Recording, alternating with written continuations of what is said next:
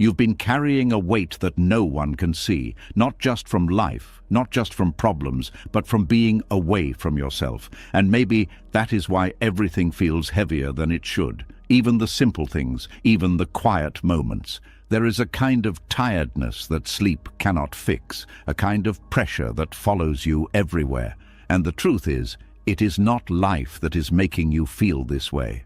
It is the distance between you and your own self. When you return to yourself, something begins to change, not outside, but within. The noise starts to soften, the tension slowly releases. The constant need to hold everything together begins to fade, and what once felt heavy starts to feel lighter, not because your life suddenly became perfect, but because you are no longer fighting against it. Buddhist wisdom has shown this for centuries. The more you resist, the heavier life becomes, and the more you return to simple awareness, the lighter everything feels. Tonight, as you listen, something will begin to shift. Your mind will slow down, your body will soften. The weight you have been carrying will start to lift, and you will begin to feel a quiet kind of relief, the kind that does not depend on fixing anything, the kind that comes from finally resting in yourself again. This is not just something to listen to before sleep. This is a return to the place where nothing was ever missing, where life no longer feels so heavy. Are you ready? Let's begin. And as that quiet begins to settle within you, something deeper starts to reveal itself. Beneath the noise, beneath the constant tension, there is a subtle truth that most people spend their entire lives avoiding. Not because it is difficult to understand, but because it is uncomfortable to face. The weight you feel is not only coming from what you carry, it is also coming from who you believe you have to be while carrying it. There is a quiet exhaustion that has nothing to do with how much you do, and everything to do with how much you pretend. It does not announce itself loudly. It does not show up as obvious pain. It hides in small moments, in the way your shoulders tighten when you speak, in the way your words are slightly edited before they leave your mouth, in the way you adjust yourself depending on who is in front of you. It is subtle but constant, and over time it becomes heavy. There is a strange kind of tiredness that comes from holding yourself together in a way that is not natural. It feels like you are always on, always maintaining something, always aware of how you are being seen. Even when you are alone, there is still a sense that you are performing, as if an invisible audience is watching. This is the quiet exhaustion of pretending. It begins very early, often without being noticed. As children, there is a natural way of being, open, curious, unfiltered. But slowly, expectations begin to shape behavior. Be this, don't be that. Act like this, hide that part. And over time, a pattern forms. Certain parts of you are allowed, others are pushed away. What remains is not false in a dramatic sense, but it is incomplete. The problem is not that you have learned how to function in the world. The problem is that you begin to believe that the version of you that fits expectations is the real you. And once that belief settles in, maintaining it becomes a full-time effort. You begin to carry identities like armor, the strong one, the calm one, the successful one, the one who has everything figured out. Each identity has its own rules, its own boundaries, its own limitations. And to keep it intact, energy is constantly used. Even something as simple as a conversation can become tiring, not because of the words, but because of the constant adjustment behind them. Should I say this? Should I hold back? Will this change how they see me? The mind moves quickly, filtering, shaping, controlling. This happens so fast that it feels normal, but the body knows. The body feels the tension, the slight tightness in the chest, the shallow breath, the subtle fatigue that appears even after doing very little. This is not physical exhaustion. It is the weight of maintaining something that is not fully aligned. And here is where the shift begins, not by forcing yourself to be different, not by rejecting everything you have learned, but by noticing. Simply noticing when there is effort. not the effort of doing something meaningful, but the effort of being someone. There is a difference. Doing requires energy, but being, in its natural state, does not. When you are not pretending, there is a sense of ease. Words come without calculation. Actions flow without internal resistance. There is less thinking about how things should appear and more presence in how things actually are. This does not mean everything becomes perfect. It means everything becomes lighter because you are no longer carrying the extra layer. The teachings of Buddhism often point to this in a very simple way. They do not focus on creating a better version of yourself. They focus on seeing clearly, seeing how the mind creates identities and how those identities create tension. The moment you see this clearly, something loosens. You begin to realize that much of the weight you feel is not coming from life itself, but from the constant effort to maintain a certain image within it. And once that is seen, even slightly, there is space. Space to pause before reacting, space to speak without editing, space to feel without immediately trying to change the feeling. This space is small at first, almost unnoticeable, but it grows. And in that space, something else appears. A kind of quiet honesty, not the kind that needs to be announced, but the kind that is simply present. You stop trying to convince others of who you are, and instead you begin to rest in what is already there. This can feel unfamiliar at first, even uncomfortable, because the mind is used to structure, to identity, to certainty. Without it, there can be a sense of not knowing. But this not knowing is not a problem. It is openness. And openness is light. Think about how much energy is spent trying to control perception, trying to be understood, trying to avoid judgment. It is endless, and no matter how much effort is used, it is never fully successful. Because people will always see things through their own lens. When you begin to see this, something shifts again. You realize that the effort to control how you are seen is not only exhausting, it is unnecessary. And when that effort drops, even slightly, there is relief. You no longer have to carry the burden of being consistent with an image. You no longer have to defend an identity. You no longer have to explain yourself in ways that distort your experience just to fit expectations. There is freedom in that, not a loud, dramatic freedom, but a quiet one. The kind that feels like breathing more deeply without trying. The kind that feels like sitting without tension in your body. This is what it means to abandon false identities, not to destroy anything, but to stop holding on to what is not needed. And as that holding loosens, the psychological weight begins to lift. You may notice that situations that once felt overwhelming now feel manageable. Not because they have changed, but because you are not adding extra pressure on top of them. You may notice that interactions feel less draining, not because people are different, but because you are no longer carrying the need to perform within them. You may notice that your thoughts become quieter, not because you have forced them to stop, but because there is less resistance, less tension feeding them. Everything becomes simpler. And simplicity is light. There is also a deeper layer to this. When you stop pretending, you begin to reconnect with something that has always been there. Not a personality, not a role, but a simple awareness. The part of you that notices thoughts, that feels emotions, that experiences life directly. This awareness does not need to be improved. It does not need to be protected. It is already complete. But it is often overlooked because attention is constantly focused on the identities that are built on top of it. Returning to this awareness is not something you achieve. It is something you notice. You notice that beneath all the roles, all the thoughts, all the adjustments, there is a stillness, a quiet presence that does not change depending on circumstances. And when you rest in that, even briefly, the sense of heaviness fades, because that awareness does not carry weight. It does not hold on to past mistakes. It does not worry about future outcomes. It simply observes without judgment, without resistance. And in that observation, there is peace. This is why abandoning false identities feels like lifting something heavy.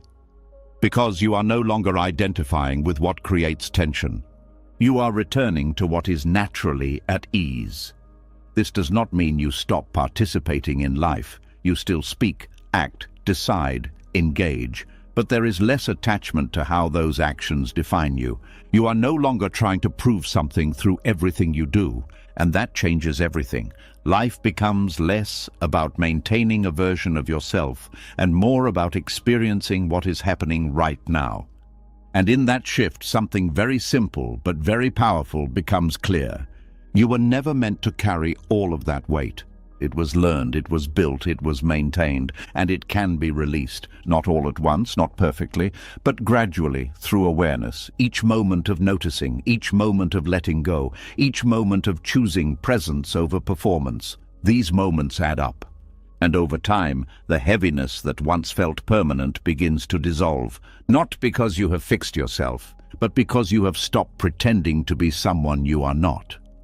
And in that return, life begins to feel lighter again, and as that weight begins to fall away, something unexpected starts to come into view. When the effort of pretending loosens, when the pressure to maintain an image fades, there is a quiet space that opens up within you. It is subtle, almost easy to miss, but it is there. And in that space, a deeper question begins to rise. If you are not the roles you have been carrying, then who are you really? There is something within you that has been here long before any title was given to you, long before any expectation was placed on your shoulders, long before you learned what it means to succeed or fail. It has been quietly present through every stage of your life, watching, experiencing, aware. There is a part of you that has never needed to prove anything, and yet it has been forgotten. There is a strange feeling that begins to surface when you stop holding on to the roles you have been playing. At first, it can feel like emptiness, like something is missing, like you have lost a sense of direction. This happens because so much of identity has been built around labels. Without them, the mind feels uncertain. But this uncertainty is not a problem, it is the doorway. Most people have been taught to define themselves through external markers. Success becomes a description. Failure becomes a limitation. Expectations become a guide. And slowly, these labels begin to form a structure that feels solid, something to rely on. But this structure is not as stable as it seems. It changes constantly. What is considered success today may not hold the same meaning tomorrow. What feels like failure in one moment may later become a lesson. Expectations shift depending on who you are around, and because of this, the identity built on these things is always moving, always adjusting, never fully at rest. This constant movement creates tension. There is always something to maintain, something to protect, something to improve. Even when things are going well, there is a quiet pressure to keep it that way. And when things are not going well, there is a deeper pressure to fix it, to return to a version of yourself that feels more acceptable. But beneath all of this movement, there is something that does not move. It does not depend on success or failure. It does not change based on expectation. It does not need to be improved or protected. It is simply aware. This awareness is not something new. It has always been there. It was there when you were a child, before you knew what it meant to be judged or evaluated. It was there in moments of quiet, in moments of stillness, in moments when you were not thinking about who you were supposed to be. But as life became more complex, attention moved away from this simple awareness and toward the identities that needed to be built and maintained. And slowly, the connection to that original sense of self became less clear. This is what it means to forget yourself, not in a dramatic way, not as a complete loss, but as a gradual shift of attention. The focus moves outward, toward roles, toward labels, toward expectations, and the more attention is placed there, the less it is placed on the awareness that is always present. Returning to yourself is not about finding something new. It is about remembering what has been overlooked. It begins with noticing. Noticing that thoughts come and go, but something is always aware of them. Noticing that emotions rise and fall, but something remains present through all of it. Noticing that identities change depending on the situation, but something stays constant. This something is not a concept. It is not an idea. It is the simple experience of being aware. And when you begin to rest in this awareness, even briefly, something shifts. The need to define yourself begins to soften. You no longer feel the same urgency to label everything. You no longer feel the same pressure to fit into a specific identity. There is more space, more openness, more ease. This does not mean you stop participating in life. You still have responsibilities, you still have roles, but they are no longer who you are. They are simply things you move through. There is a difference between being a role and playing a role. When you are identified with a role, it feels heavy. It feels like something you have to carry at all times. But when you see it as something you are moving through, it becomes lighter. It becomes flexible. You can engage fully without being trapped by it. This is the freedom that comes from remembering the awareness beneath roles. There is also a quiet clarity that begins to appear. When you are not constantly filtering experience through labels, you begin to see things more directly. Without the need to categorize everything as good or bad, success or failure, right or wrong, there is a deeper understanding that emerges. You begin to notice that life is not as fixed as it once seemed. Situations change, people change, you change, and the labels that once felt so important begin to lose their grip. What remains is the experience itself, and when you are present with experience, without immediately trying to define it, there is a sense of lightness. There is less resistance, less tension, less need to control. This does not mean challenges disappear. It means they are no longer carrying the extra weight of identity. You are no longer thinking, this is happening to me, this says something about me, this defines me. Instead, there is a simpler recognition. This is happening. And that recognition is easier to hold. There is also a deeper sense of peace that begins to grow. Not because everything is perfect, but because you are no longer constantly measuring yourself against changing standards. The mind becomes quieter, not completely silent, but less crowded, less filled with comparisons, with judgments, with expectations. And in that quiet, something very simple becomes clear.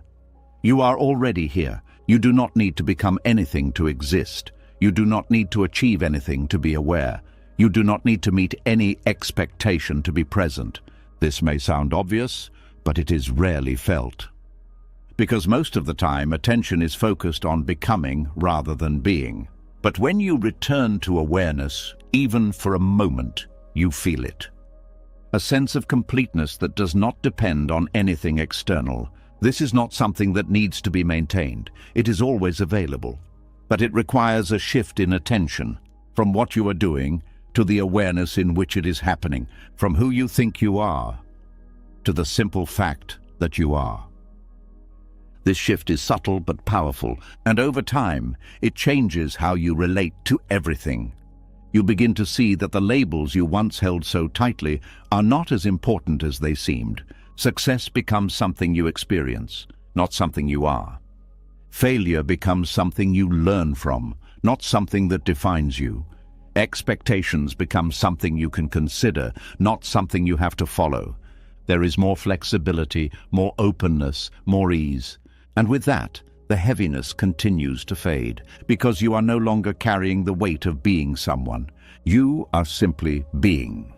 This does not mean you stop growing or learning. It means that growth is no longer driven by a need to fix yourself, but by a natural curiosity. It becomes lighter, more like exploration, less like pressure. And in that shift, life begins to feel different. Not because it has changed, but because your relationship to it has changed. You are no longer moving through it as a fixed identity trying to maintain itself. You are moving through it as awareness, open, present, and free. And that freedom is not something you achieve, it is something you remember. It has always been there, beneath the roles, beneath the labels, beneath the expectations. Quiet, steady, unchanged, waiting to be noticed again.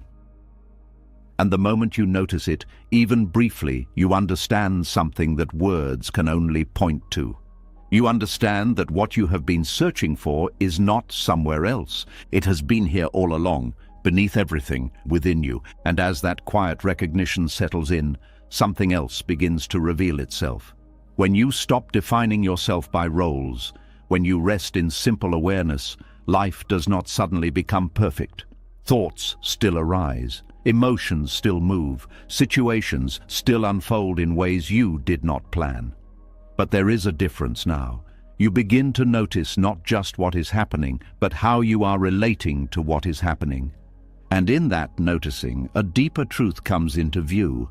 Much of the heaviness you feel is not created by life itself, but by the resistance you hold against it.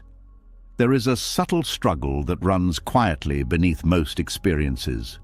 It is not always loud. It does not always show up as obvious frustration. Sometimes it is just a small tightening in the chest, a quiet, "this shouldn't be happening," a silent attempt to push away what is already here. There is a kind of tension that appears the moment reality does not match expectation. A feeling arises that you did not want. A situation unfolds in a way you did not plan. Someone behaves in a way that does not align with how you think they should. And almost instantly, without thinking, resistance begins. It feels natural, it feels automatic, but it creates weight. There is a difference between pain and suffering. Pain is part of life. It is the feeling itself, the disappointment, the sadness, the discomfort. But suffering is what happens when the mind begins to argue with that pain. When it says, "this should not be here, this needs to go away, this is wrong." That argument is resistance.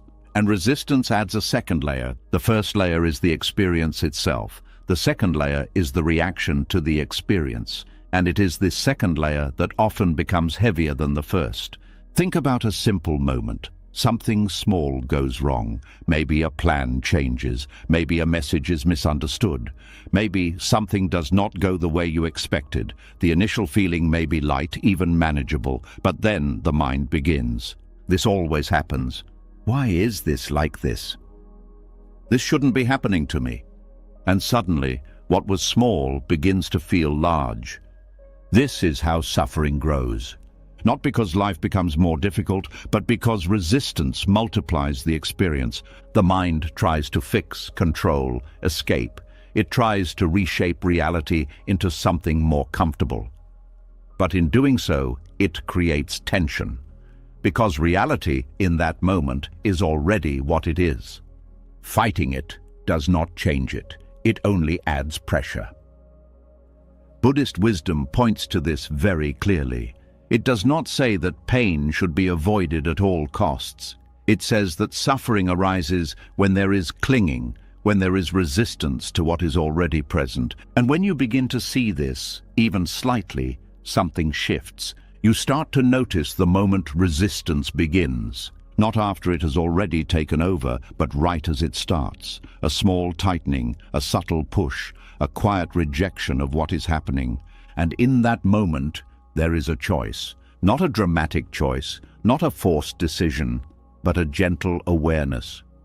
You can continue resisting, or you can pause.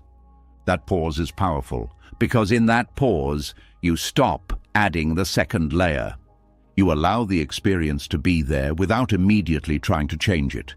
This does not mean you like it. It does not mean you approve of it. It simply means you are not fighting it. And that changes the weight of the experience.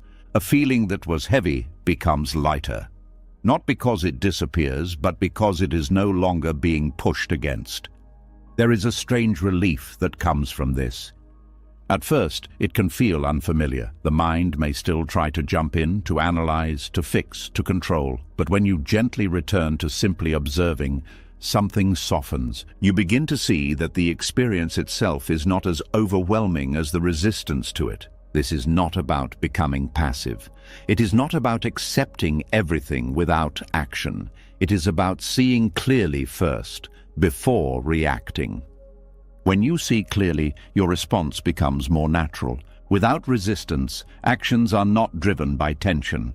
They are not driven by fear or urgency. They arise from a place of clarity, and clarity is light. There is also something deeper that begins to unfold. When resistance drops even slightly, you begin to feel more connected to the present moment. Not because you are forcing yourself to be present, but because there is less pushing away from what is here. Presence is not something you create. It is what remains when resistance is not dominating your attention. And in that presence, there is space. Space to feel without being overwhelmed. Space to think without getting lost. Space to respond without reacting. This space changes everything. You begin to notice that even difficult experiences have a kind of flow. They arise, they move, they pass. But when resistance is added, they seem to get stuck. They linger, they repeat, they feel heavier than they are. Resistance creates the illusion of permanence. It makes a temporary feeling seem endless. But when you allow the experience to move naturally, without holding onto it or pushing it away, you begin to see its true nature. It changes. Everything changes. No feeling stays exactly the same. No situation remains fixed. But resistance makes it feel as though it does. This is why letting go of resistance is not about giving up. It is about allowing life to move. And when life is allowed to move, it feels lighter. There is less friction. There is also a kind of trust that begins to develop. Not a blind trust, not a forced belief, but a quiet understanding that not everything needs to be controlled, that you do not need to fight every moment that feels uncomfortable, that sometimes simply seeing clearly is enough. This trust reduces the constant tension of trying to manage everything. It allows you to rest more deeply in what is happening, and in that rest there is energy. The energy that was once used for resistance becomes available again. You feel less drained, less overwhelmed, more at ease. This does not mean life becomes easy. It means you are no longer making it harder than it needs to be. There is a subtle but powerful shift here. Instead of asking, "How do I get rid of this?" you begin to ask, "Can I allow this to be here, just for now?" That small change opens something, because allowing does not mean the experience stays forever. It means you are not adding extra weight to it. And often when the extra weight is removed, the experience moves on its own. It softens, it changes, it fades. Not because you forced it, but because you stopped holding it in place through resistance. This is the quiet freedom that comes from seeing clearly. You are no longer trapped in the cycle of fighting what is. You are no longer carrying the additional burden of resistance. You are simply present with what is happening, responding when needed, resting when possible. And in that simplicity, something becomes very clear. The heaviness you once felt was not just from life. It was from the constant effort to make life different than it is. And when that effort relaxes, even slightly, the weight begins to lift. Not all at once, not perfectly, but enough to feel the difference. Enough to breathe a little easier. Enough to see that peace is not found by controlling everything, but by no longer fighting everything. And as this understanding deepens, you begin to move through life in a different way. Not resisting every discomfort, not clinging to every preference, but allowing, observing, responding. And in that way of being, something quietly transforms. Life does not feel as heavy anymore because you are no longer carrying the resistance that once made it so. And as resistance begins to loosen, something even more subtle starts to reveal itself. When you stop fighting what is happening, when you allow experience to move without pushing against it, you begin to notice something that was always there, quietly shaping how heavy everything feels. It is not just the experience itself that creates weight. It is the belief that it will stay. There is a quiet fear hidden inside many emotions, not always obvious, not always spoken, but deeply felt. It is the sense that what you are feeling right now might not pass, that this heaviness might linger, that this discomfort might become permanent. And the moment that belief appears, something changes. The feeling becomes heavier. There is a strange kind of gravity that emotions seem to carry. Some feel light, easy to hold, quick to pass. Others feel dense, almost physical, as if they are pulling you downward. But this weight is not only coming from the emotion itself, it is coming from the way the mind relates to it. When a feeling is seen as temporary, it moves differently. It is allowed to rise, to exist, and to fade. But when a feeling is believed to be lasting, the mind begins to hold on to it in a different way. It watches it more closely. It analyzes it. It tries to understand why it is there and how long it will stay. And in doing so, it gives it more weight. Think about a simple moment. A wave of sadness appears. At first, it is just a feeling. It moves through the body. It shifts. It breathes. But then a thought comes in. What if this doesn't go away? That one thought changes everything. The sadness is no longer just a passing experience. It becomes something to fear, something to monitor, something to carry carefully as if it might stay longer than expected. This is where emotional gravity begins. The feeling itself has not changed, but the relationship to it has. And that relationship adds weight. Buddhist wisdom often speaks about impermanence, not as an idea to believe, but as something to observe directly. Everything changes. Thoughts change. Sensations change. Emotions change. Even the most intense feelings do not remain exactly the same for long. But the mind does something interesting. It takes a moment and stretches it. It takes a temporary feeling and imagines it continuing into the future. It creates a story around it. It begins to build a sense of permanence around something that is constantly moving. And that imagined permanence is what makes the feeling feel heavier than it is. There is also a kind of attachment that forms when permanence is believed. The mind begins to identify with the feeling. This is how I am. This is my state. This is something I have to live with. And once that identification forms, the feeling becomes more than just an experience. It becomes part of identity. And identity is heavier because it needs to be carried. It needs to be maintained. It needs to be understood.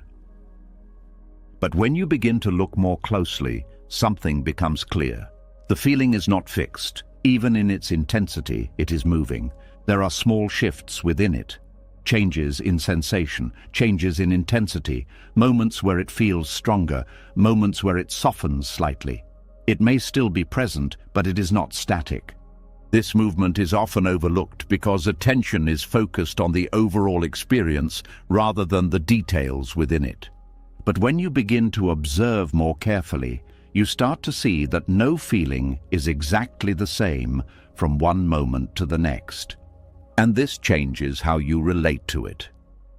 Instead of seeing it as something solid, something fixed, you begin to see it as something fluid.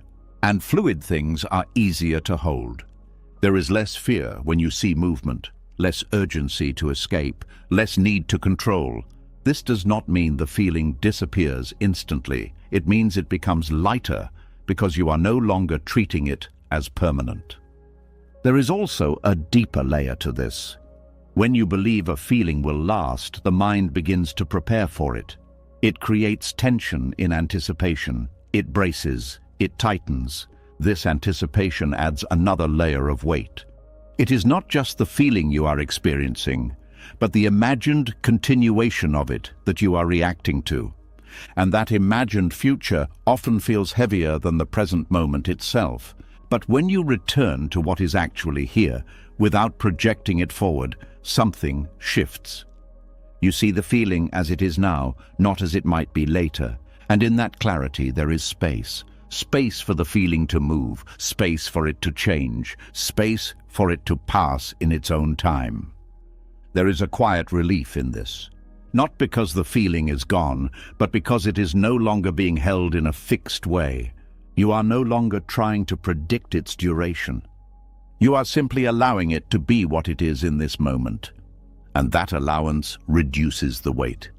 There is also something important to understand about how the mind remembers emotions.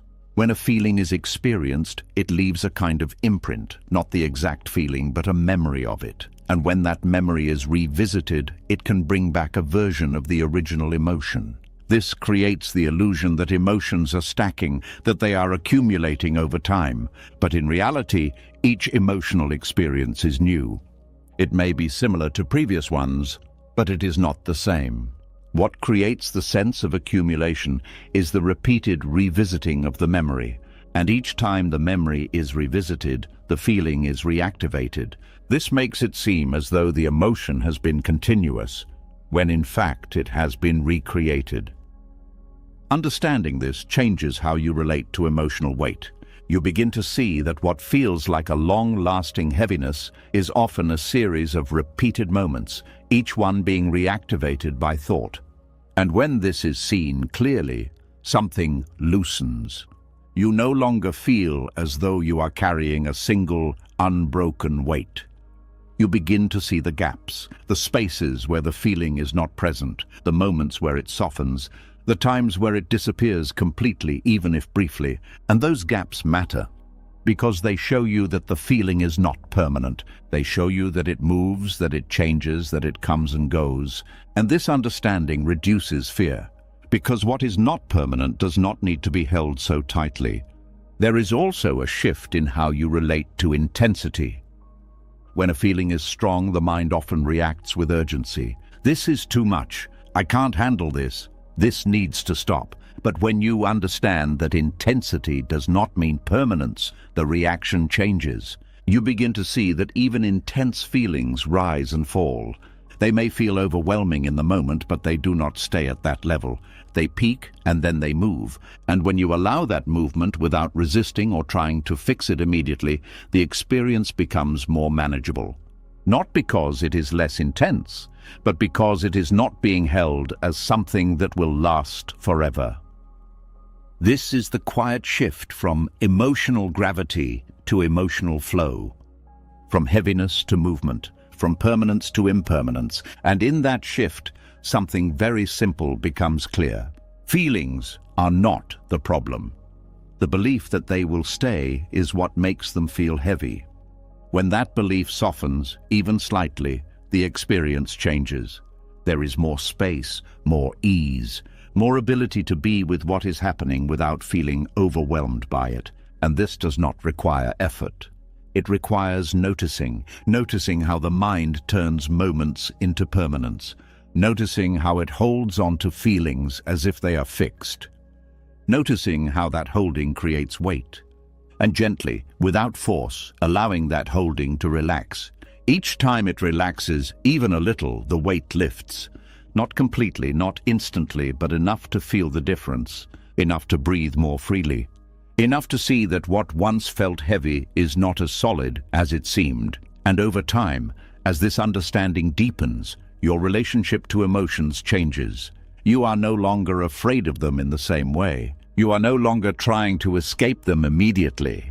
You are simply allowing them to move. And in that allowing, something very quiet but very powerful begins to unfold. Life feels lighter, not because emotions are gone, but because they are no longer being treated as permanent. They are seen for what they are, passing, changing, moving. And when you see that clearly, the gravity they once held begins to disappear, leaving behind something much simpler, something much lighter, something that was always there, beneath the weight. A sense of ease that does not come from controlling feelings, but from understanding their nature. And in that understanding, you continue to return to yourself, more deeply, more gently, more freely. And as you begin to see that emotions are not permanent, that they move and shift on their own, another layer quietly comes into focus.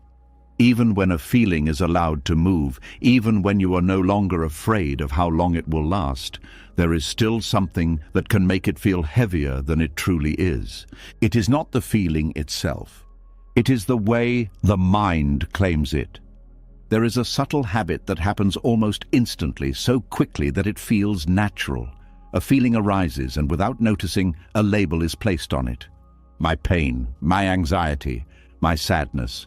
And in that moment, something changes. The experience is no longer just happening, it becomes something you are carrying. There is a quiet weight that comes from ownership, not physical ownership, but psychological.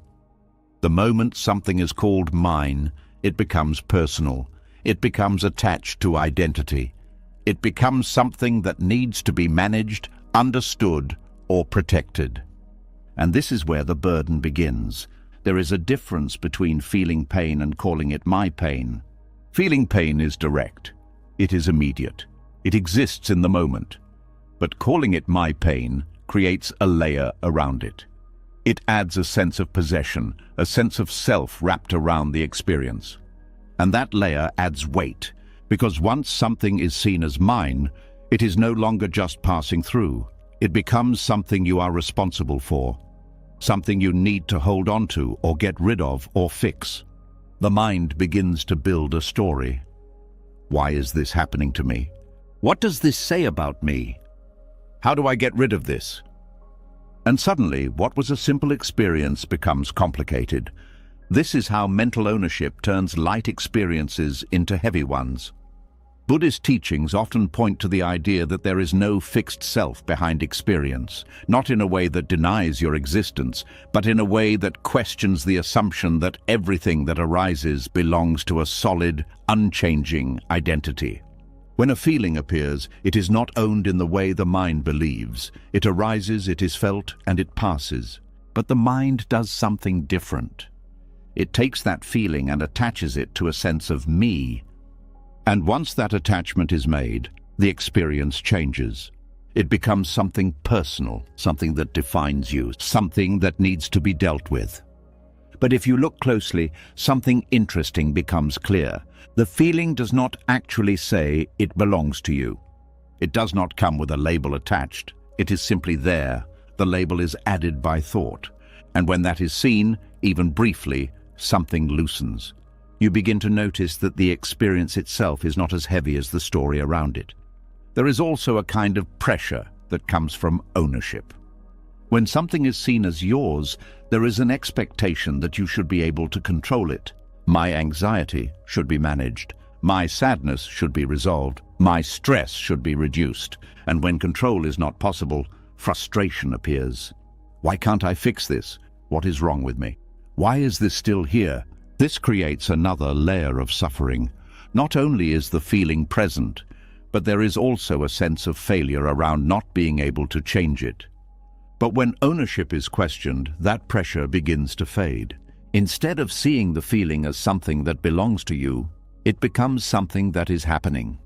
Not my anxiety, but anxiety is present. Not my sadness, but sadness is here. This small shift changes the entire experience, because when something is not owned, it is not as heavy. It does not need to be controlled in the same way. It does not need to be fixed immediately. It can be observed, allowed, and understood. There is more space, more distance. Not distance in the sense of disconnection, but distance in the sense of clarity. You are no longer completely inside the experience. You are aware of it. And awareness is lighter than ownership. There is also something important to notice about how ownership creates continuity. When a feeling is labeled as mine, it becomes part of a larger story. It connects to past experiences. I've always felt this way. This is something I struggle with. This is part of who I am. And this creates the sense that the feeling is ongoing, that it has been there for a long time, that it will continue into the future. But in reality, each experience is happening in the present. It may feel similar to previous ones, but it is not the same. Ownership ties these moments together into a single narrative. And that narrative makes the experience feel heavier. Because it is no longer just this moment, it becomes all moments. But when ownership is released, even slightly, that continuity begins to break. Each experience is seen more clearly as it is. a feeling arising now, a sensation moving now, a thought appearing now, without the need to connect it to a larger identity. And when that connection is not made, the experience becomes lighter, because it is no longer carrying the weight of the past or the imagined future. There is also a kind of simplicity that returns. Without ownership, there is less need to analyze, less need to understand everything, less need to figure out why something is happening. There is just the experience itself. And this simplicity reduces mental effort. The mind becomes quieter, not because thoughts disappear completely, but because there is less attachment to them. They come, they go, without being claimed, without being held onto. This is not something that needs to be forced. It is something that happens naturally when you begin to notice the difference between experience and ownership. You may notice it in small moments. A feeling arises, and instead of immediately calling it mine, you pause. You simply notice it. There is a sensation in the body, a movement of energy, a shift in mood, and for a moment there is no label, just experience. And in that moment there is lightness, because nothing is being carried, nothing is being claimed, nothing is being turned into identity. This does not mean you become detached or indifferent. It means you are present without adding extra weight. You still feel, you still care, you still respond, but there is less burden, less pressure, less heaviness, because you are no longer holding everything as if it belongs to a fixed self. There is also a deeper kind of freedom that begins to appear. When you stop claiming every experience as mine, you begin to see that you are not limited by those experiences. They do not define you in the way you once believed. They are part of life, not part of identity, and this changes how you move through them. You are no longer trying to protect an identity. You are simply allowing experience to unfold. And in that allowing there is ease. There is less resistance, less fear, less attachment. Everything becomes more fluid, more open, more light. And over time, this understanding deepens. You begin to notice ownership in more subtle forms. Not just in obvious feelings, but in thoughts, in reactions, in expectations. My opinion, my belief, my situation. And each time you notice it, there is an opportunity to soften, to step back, to see the experience without immediately claiming it. This is not about losing yourself, it is about seeing more clearly. Seeing that what you thought was you is often a collection of experiences being held too tightly.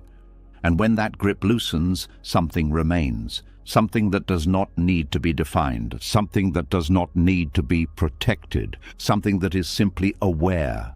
And in that awareness, there is no burden, because awareness does not own, it does not hold, it does not carry, it simply observes. And in that observation, everything becomes lighter, not because experiences disappear, but because they are no longer being turned into something they are not. They are no longer being made personal. They are simply happening. And when they are allowed to be just that, without ownership, without attachment, without the added weight of identity, something very simple becomes clear. The heaviness was never in the experience itself. It was in the way it was being held. And when the holding softens, even slightly, the burden begins to lift, quietly, naturally, without effort. And as this continues, you find yourself returning even more deeply to that place within you that does not need to claim anything, that does not need to carry anything, and that simply is. And in that place, life feels lighter, because nothing is being held as mine. Everything is simply passing through, and you are no longer weighed down by what was never yours to carry. And as the grip of ownership begins to loosen, something even quieter starts to appear. When you stop calling every feeling mine, when you stop holding every experience as part of your identity, there is a small space that opens up. It may feel unfamiliar at first, almost like stepping back from something you were deeply inside of. In that space, you begin to notice something you may have overlooked for a long time. You are not the thoughts that pass through your mind. There is a strange moment when you first see this clearly. A thought appears, just like it always has. But instead of being pulled into it, instead of following it automatically, there is a pause. And in that pause, you notice something simple but powerful. You are aware of the thought, and that changes everything. There is a quiet kind of relief that comes when you realize that not every thought needs to be followed. Not every thought needs to be believed. Not every thought needs to define how you feel. Most of the time, thoughts move quickly. One leads to another, and before you notice, you are deep inside a chain of thinking. It feels like you are inside the thought, as if it has pulled you into its world. You are no longer just experiencing it, you are living inside it. This is what it means to be consumed. And when you are consumed, there is very little space. Everything feels immediate. Everything feels real. Everything feels important. But when you return to the observer, something shifts. The thought is still there, but you are not inside it in the same way.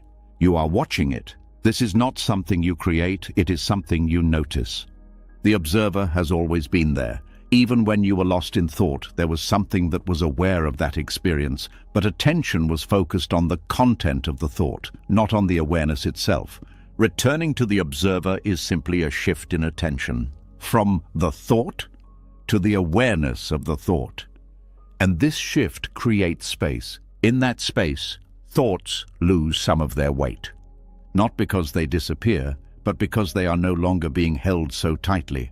There is less urgency, less need to react, less pressure to figure everything out immediately. This does not mean thoughts stop coming. They continue just as before, but your relationship to them changes. You begin to see that a thought is just a movement in the mind. It appears, it stays for a moment, and it fades. Just like a sound, just like a sensation, just like a passing cloud. But when you are identified with the thought, it feels solid. It feels permanent. It feels like something you have to deal with. When you are observing it, it feels lighter, because you are no longer inside it. There is also a kind of calm that begins to develop. Not a forced calm, not something you try to create, but a natural calm that comes from not being pulled in every direction by every thought.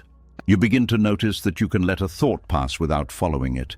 It comes and you see it. It stays and you allow it. It goes and you do nothing. This simple process creates a sense of ease, because you are no longer trying to control the mind. You are simply observing it, and observation is lighter than control. There is also something important to understand here. Observing a thought does not mean rejecting it. It does not mean pushing it away or trying to silence it. It means allowing it to be there without becoming it. There is a difference. When you reject a thought, you are still engaged with it. You are still giving it attention. But when you observe it, you are not feeding it. You are simply aware.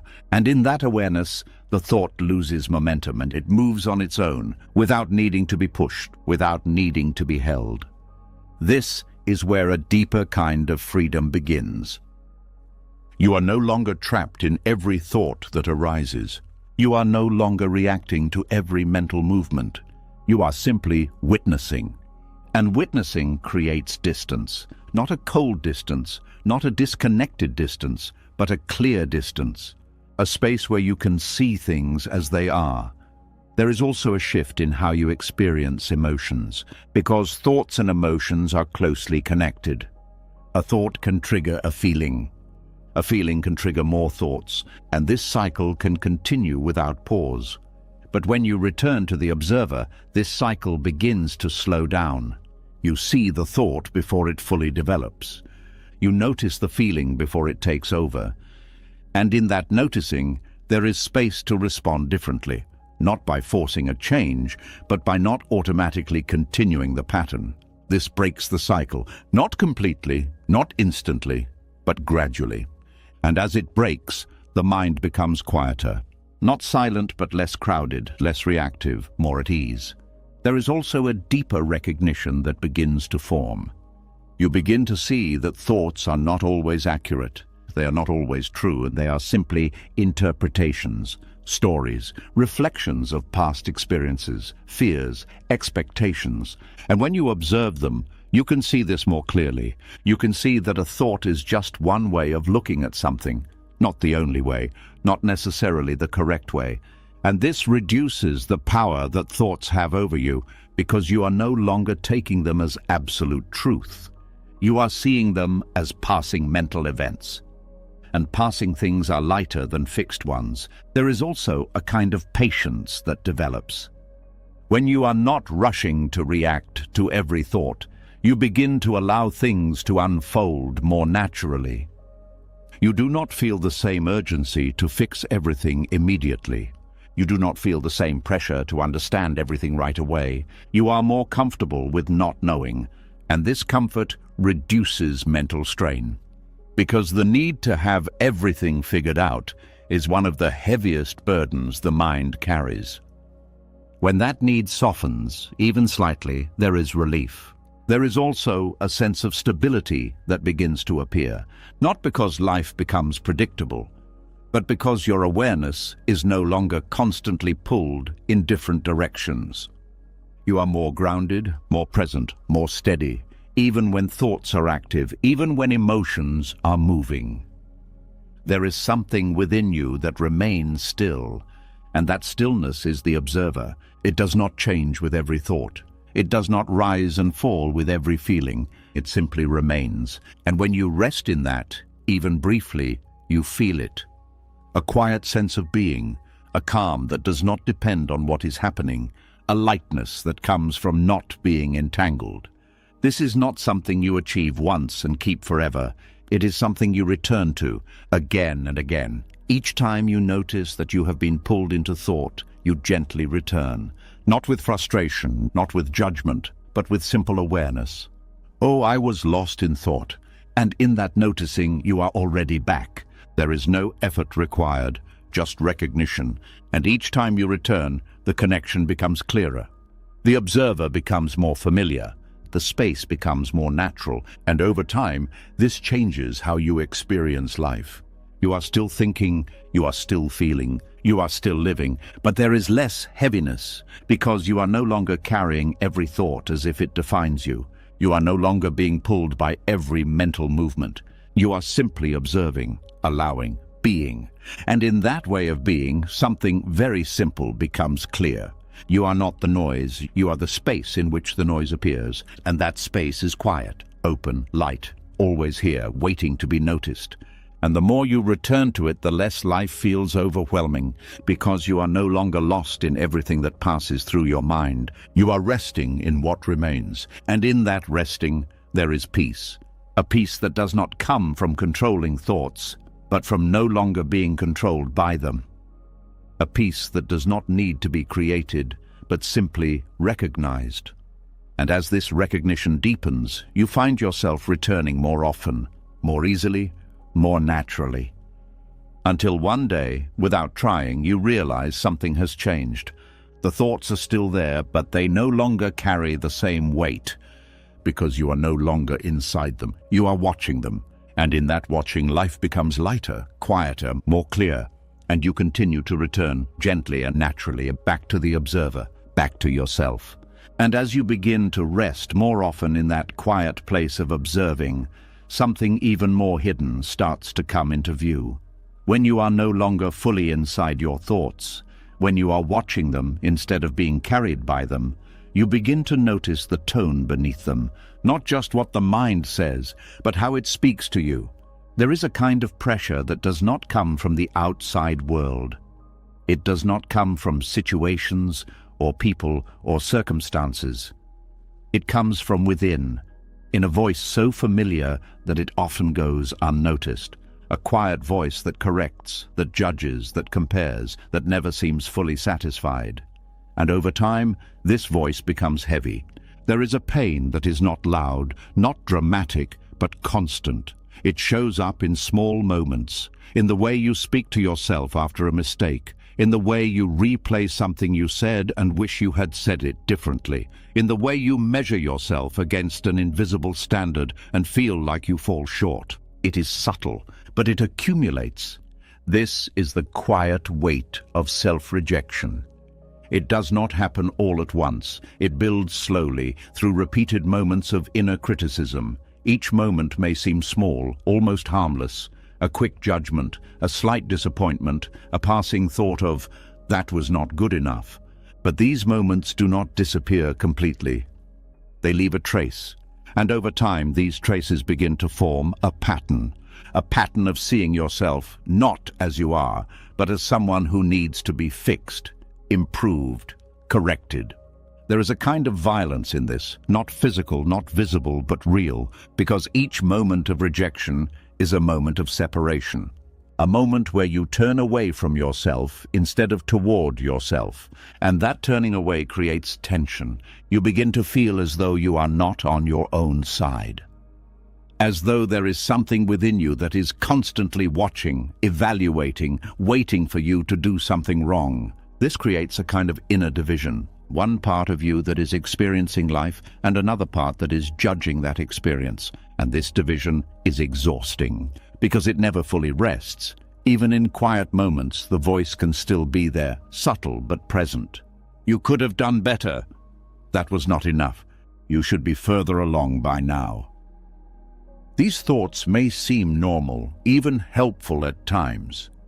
They can push you to improve, to grow, to avoid repeating mistakes. But when they become constant, when they become the default way you relate to yourself, they begin to create weight.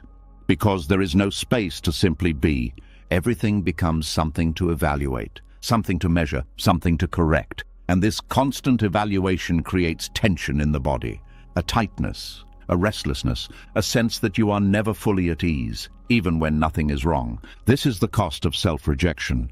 Buddhist wisdom points to something very simple here. Suffering does not only come from external difficulties. It also comes from the way you relate to your own experience. And when that relationship is based on rejection, the suffering deepens. Because you are not only facing what is happening, you are also fighting yourself while it is happening. There is a moment that begins to change everything. A moment where you notice the inner voice, not as truth, but as a pattern. You hear the criticism, but instead of immediately believing it, you pause, you observe it, just like you observed thoughts before. And in that observation, something becomes clear. The voice is not you, it is a learned pattern, a repetition of ideas, expectations, standards that have been absorbed over time. It may sound familiar, it may feel convincing, but it is not your essence. It is something that has been built.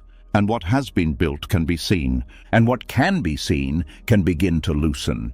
There is a quiet shift that happens when you stop identifying with that voice. It does not disappear immediately. It may still appear, still speak, still criticize. But it no longer has the same authority. It becomes just another thought. And when it is seen that way, it loses some of its weight. There is also a different way of relating that begins to emerge. Instead of rejecting yourself in moments of difficulty, you begin to allow. Not in a passive way, not by ignoring what needs to be improved, but by removing the harshness. You begin to see that growth does not require rejection, that change does not require criticism, that you can move forward without turning against yourself. This changes the internal environment. It becomes less hostile, less tense, more open, and in that openness there is space for something new, a kind of quiet support, not loud encouragement, not forced positivity, but a simple presence that does not attack. That allows mistakes without turning them into identity.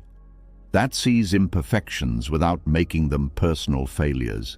This presence is gentle, and that gentleness reduces weight. Because you are no longer carrying the pressure of being perfect. You are no longer fighting against your own experience. You are simply moving through it. There is also a deeper understanding that begins to form. You begin to see that much of what you criticize in yourself is based on comparison. Comparison to others, comparison to an ideal, comparison to a version of yourself that exists only in thought. And these comparisons create distance. Distance between where you are and where you think you should be. And that distance feels heavy. But when you step out of comparison, even briefly, something shifts. You return to what is actually here, not what should be, not what could be, but what is. And in that return, there is less pressure, because you are no longer measuring yourself against something that is not real. You are simply present. There is also a kind of forgiveness that begins to appear, not as something you force, but as something that naturally arises when you stop holding on to criticism. You begin to see that you have been doing the best you can with the understanding you had at the time. That mistakes were not signs of failure, but part of the process of learning. And this understanding softens the way you relate to your past. You are no longer carrying it as a weight. You are seeing it as part of your path. And this lightens the present, because you are not dragging old judgments into current moments. You are allowing things to be as they are. There is also a physical effect. When self-rejection softens, the body relaxes. The tightness in the chest eases. The breath becomes deeper. The constant low-level tension begins to fade because the body is no longer responding to internal attack. It is no longer bracing against its own experience. It is simply being, and that being feels lighter. There is also a sense of safety that begins to grow. Not safety from the outside world, but safety within. A feeling that you are not constantly under pressure from your own mind. That you can exist without being judged every moment. And this safety allows for deeper rest. Not just physical rest, but mental rest. A quiet that does not need to defend or correct. A space where you can simply be present. And in that space, something very simple becomes clear. You are never meant to be in conflict with yourself. The heaviness you feel is not because you are not enough. It is because you have been treating yourself as if you are not enough. And when that treatment changes even slightly, everything begins to shift. The weight begins to lift, not because life becomes easier, but because you are no longer adding extra pressure on top of it. You are no longer turning every moment into a test. You are simply allowing yourself to move through life without constant rejection. And in that allowing there is lightness, there is ease, there is a quiet kind of peace that does not come from perfection, but from acceptance. Not acceptance as a concept, but as a way of being, a way of relating to yourself that does not create division, that does not create tension, that does not create weight.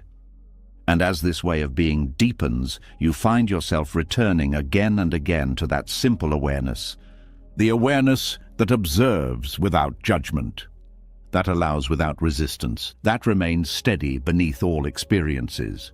And in that awareness, there is no rejection. There is only presence, and that presence is light, always here, always available, waiting not to change you, but to remind you that you were never meant to carry the weight of being against yourself. And the moment you stop, even for a second, you feel it. The heaviness softens, the tension fades, and something within you relaxes, as if it has been waiting for this all along. And as that quiet acceptance begins to replace inner rejection, something else slowly comes into view. When you are no longer fighting yourself, when the harsh voice softens, there is a sense of relief, but also a subtle realization. For a long time, it was not just self-criticism that created weight, it was also the constant feeling that where you are right now is not enough. There is a quiet habit that most people live inside without ever questioning it, the belief that peace exists somewhere ahead, not here, not now, but later. There is a subtle tension that appears when you believe that who you are in this moment is incomplete, that something is missing, that there is a better version of you waiting in the future, and once you reach that version, everything will finally feel right. It sounds harmless, even motivating, but it creates distance between you and this moment. There is always something to fix, something to improve, something to become. And while growth itself is not the problem, the constant sense that you are not yet where you need to be creates pressure. Because the present moment becomes a stepping stone, not a place to rest. There is a quiet dissatisfaction that follows this way of thinking. Even when things are going well, there is still something missing, Even when progress is made, it never feels complete, because the mind immediately moves the goal forward. There is still more to do. You are not there yet. Keep going. And so, the chase continues. This is the illusion of forward escape. The idea that peace is something you will arrive at rather than something that is available now. There is a strange irony in this. The more you chase peace, the further it seems, because the act of chasing creates tension. It reinforces the idea that something is lacking in the present, and that idea alone creates heaviness. Buddhist wisdom points to something very simple here. The future is always imagined. It exists as a thought, as a projection, as a possibility. But peace does not exist in imagination. It exists in direct experience, and direct experience is always here, now. There is a quiet shift that begins when you see this clearly, not as an idea, but as something you notice in your own experience. You notice how often your attention moves forward. How will things be later? When will this improve? What will I become? And in that movement, you leave the present. You leave the only place where life is actually happening. And the further attention moves into the future, the more disconnected you feel from what is here. This disconnection creates a sense of restlessness, a feeling that something is always unfinished, because the mind is always focused on what is next. There is also a subtle rejection of the present moment, not in a loud way, but in a quiet way, a feeling that this moment is not enough, that it needs to be different, that it needs to be improved. And this rejection creates tension, because the present moment cannot be anything other than what it is. Fighting it or trying to move beyond it mentally does not change it. It only creates distance from it. But when you begin to notice this pattern, something shifts. You begin to see that the idea of a better future self is just that. An idea, a mental image, a projection created by thought, and while it can be useful in certain ways, it can also become a trap, because it keeps you moving forward without ever allowing you to arrive. There is always another version of yourself to reach, a more complete version, a more successful version, a more peaceful version. And because that version is always in the future, it is never fully real.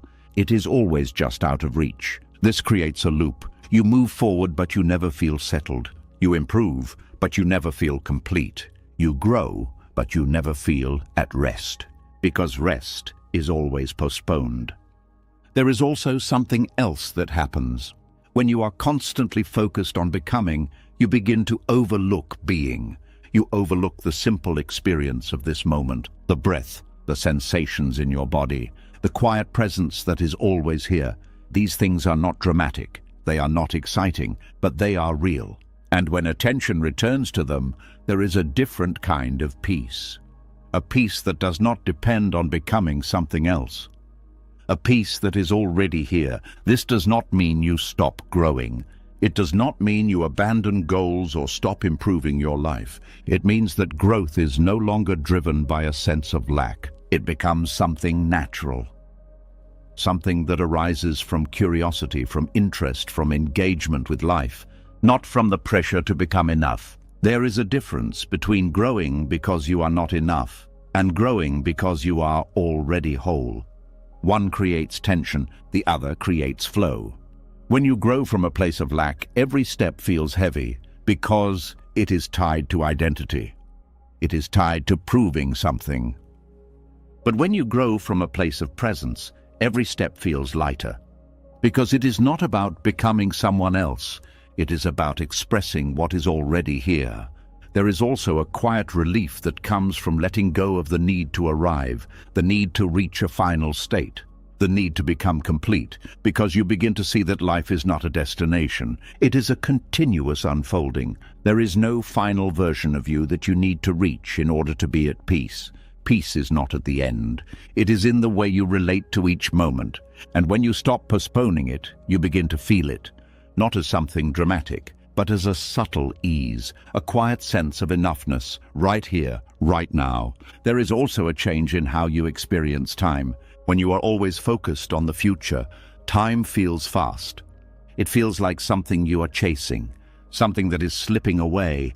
But when you return to the present, time feels different. It slows down, not in a literal sense, but in how it is experienced. There is more space in each moment, more depth, more clarity.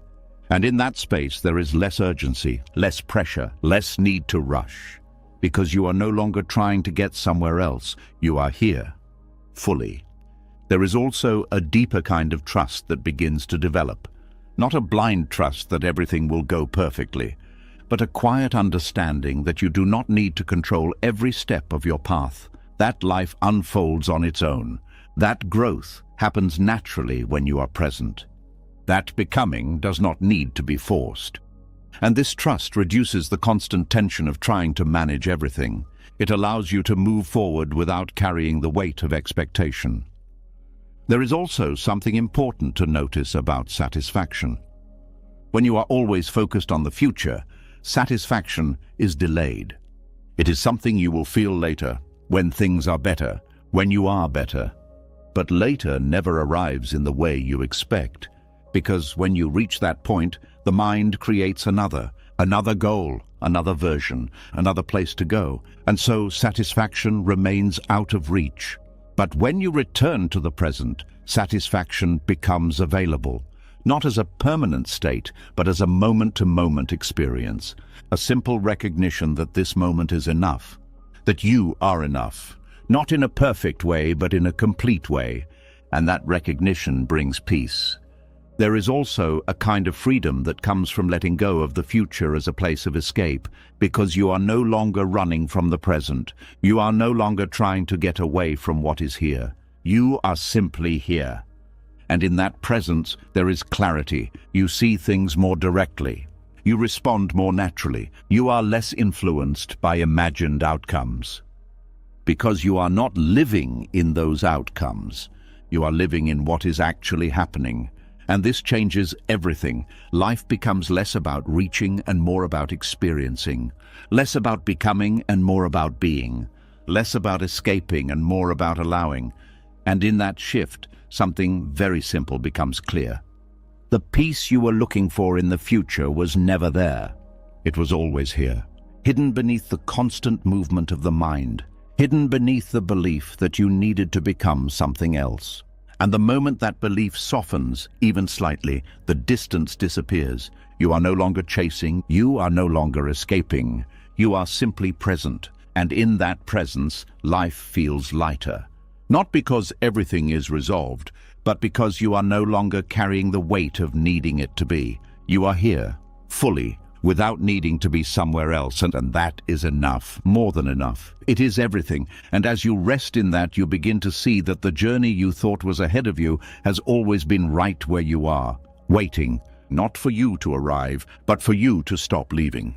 And as the need to chase a future version of yourself begins to fade, something softer begins to take its place. When you are no longer trying to escape the present, when you are no longer pushing yourself toward an imagined destination, there is a quiet shift that happens. You begin to notice how much effort you are using just to move through life.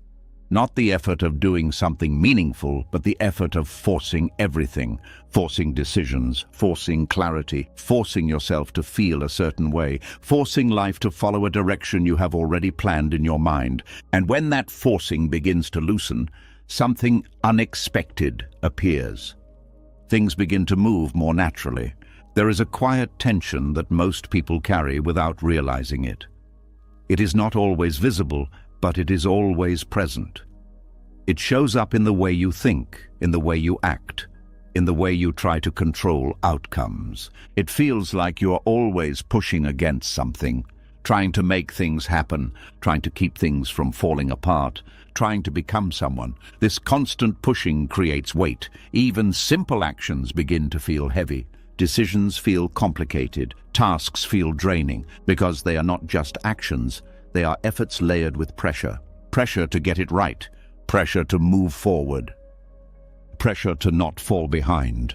But when you begin to return to the present, when you stop chasing and stop resisting, something changes. The pressure begins to dissolve, and without that pressure, action becomes different. There is less hesitation, less overthinking, less resistance. You begin to act from a place that feels more direct, more simple. This is what true alignment feels like. Not something you create, but something you return to. Alignment is not about making everything perfect. It is about removing what is unnecessary, the tension, the force, the constant effort to control. When these fall away, what remains is a natural movement. You begin to notice that some actions do not require force. They arise on their own. You get up when it is time to get up. You speak when something needs to be said. You move when there is movement to be made. There is less inner debate, less back and forth, less friction.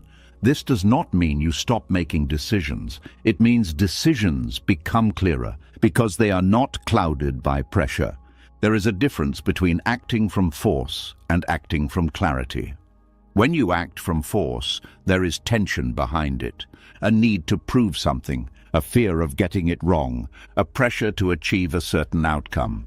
But when you act from clarity, there is ease, not because the action is always easy, but because it is not being resisted internally. There is a kind of flow, a sense that things are unfolding rather than being pushed.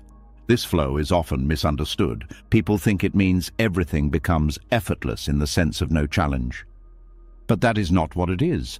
Effort may still be there, energy may still be used, but it is not heavy because it is not forced. There is a difference between effort and struggle. Effort is natural. It is the energy used to do something. Struggle is resistance. It is the tension added on top of effort. And it is struggle that creates heaviness. When you are aligned, effort remains, but struggle fades. You still act, you still engage, you still move forward, but there is less internal conflict, less pushing, less forcing. And because of that, everything feels lighter. There is also a change in how you relate to outcomes. When you are forcing things, outcomes become very important. They carry weight, they determine how you feel. Success feels like relief, failure feels like pressure. But when you are aligned, outcomes are still relevant, but they do not define your state. You do what needs to be done. You give your attention to the process, and you allow the result to unfold. There is less attachment, less tension. Because you are not trying to control everything, you are simply participating. There is also a deeper sense of trust that begins to develop. Not trust that everything will go exactly as planned, but trust that you can respond to whatever happens. This reduces the need to force outcomes, because you are not relying on a specific result to feel at ease. You are already at ease in the process, and this changes how you experience life. Things feel less urgent, less pressured, more open. You begin to notice that when you are not forcing, you are more present, more aware, more connected to what is happening. And from that presence, actions arise naturally. You do what is needed when it is needed, without overcomplicating it, without adding unnecessary effort. There is also a physical aspect to this. When you are forcing, the body tightens. The breath becomes shallow. There is tension in the muscles, a sense of pushing. But when you are aligned, the body softens, the breath deepens. There is more ease in movement, less strain. Even when you are doing something that requires energy, it does not feel as heavy, because the body is not resisting. It is simply moving. There is also a kind of intelligence in this natural movement. When you are not forcing, you are more in tune with what is actually needed. You are not reacting based on fear or pressure. You are responding based on clarity. This leads to better decisions, not because you are trying harder, but because you are not clouding your perception with unnecessary effort. There is also a simplicity that begins to emerge. When you stop forcing, life becomes less complicated. Not because everything becomes easy, but because you are no longer adding layers of tension. You are not overthinking every step. You are not trying to control every detail. You are simply moving with what is happening. And this simplicity reduces mental load. The mind becomes quieter, less busy, more clear. There is also a kind of freedom that comes with this. because you are no longer bound by the need to force everything. You are free to act, but also free to pause, free to move, but also free to rest. There is no constant pressure pushing you forward, only a natural rhythm, and in that rhythm, there is balance. You begin to trust that not everything needs to be done right now, that not everything needs to be solved immediately, that things can unfold in their own time. And this trust reduces urgency, reduces pressure, reduces weight. There is also a deeper understanding that begins to form. You begin to see that much of what you thought required force was actually being complicated by resistance. When resistance drops, the path becomes clearer. Not because the situation changes, but because your relationship to it changes. You are no longer fighting against what is happening. You are moving with it, and this movement feels lighter, more fluid, more natural. There is also a shift in how you experience yourself. You are no longer trying to be a certain way. You are simply being. Actions arise from that being, not from a need to prove something, not from a fear of being something else, but from a natural expression of what is present. And this expression feels authentic. It feels real, because it is not forced. There is also a kind of quiet satisfaction that comes with this. Not the satisfaction of achieving something, but the satisfaction of moving through life without unnecessary strain, of doing what needs to be done without carrying extra weight, of being present without trying to control everything. And this satisfaction is steady. It does not depend on outcomes. It does not fluctuate with success or failure. It is simply there because it comes from alignment. And as this alignment deepens, something very simple becomes clear. Life does not need to be forced. It can be lived fully, naturally, without the constant pressure to make everything happen a certain way. And when you stop forcing, you begin to see that much of what you were trying to create was already available. Clarity, ease, flow. They were not things you had to build. They were things that appear when resistance and pressure fall away. And in that appearance, life feels lighter. Not because you are doing less, but because you are no longer adding unnecessary effort to everything you do. You are simply moving, acting, responding, being, and in that state, something shifts. The weight you once carried begins to disappear, not all at once, but steadily, naturally, as you continue to return to that place within you where action does not come from force, but from alignment. And in that place, life flows, quietly, effortlessly, as it was always meant to. And as life begins to flow with less force, as actions start to arise more naturally without constant pressure, another layer quietly reveals itself. Even when you stop pushing, even when you begin to move with more ease, there can still be a subtle tension beneath it all. A tension that is not always obvious, but always present.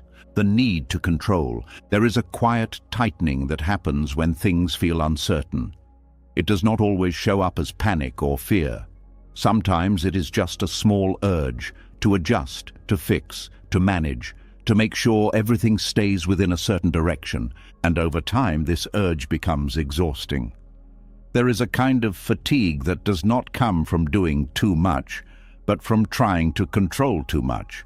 It is not the action itself that drains you, but the constant need to make sure everything goes a certain way. There is a pressure that builds when you believe that things must be handled perfectly, that outcomes must be managed, that nothing should fall out of place. And this belief creates a constant state of tension because life does not move in straight lines. It changes, it shifts. It unfolds in ways that cannot always be predicted. And when you try to control something that is constantly changing, the effort never ends.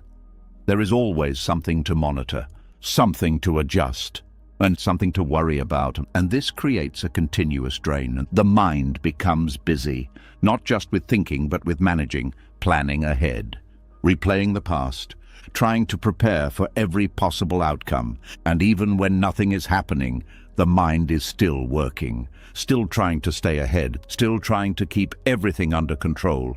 This is the hidden tension of control.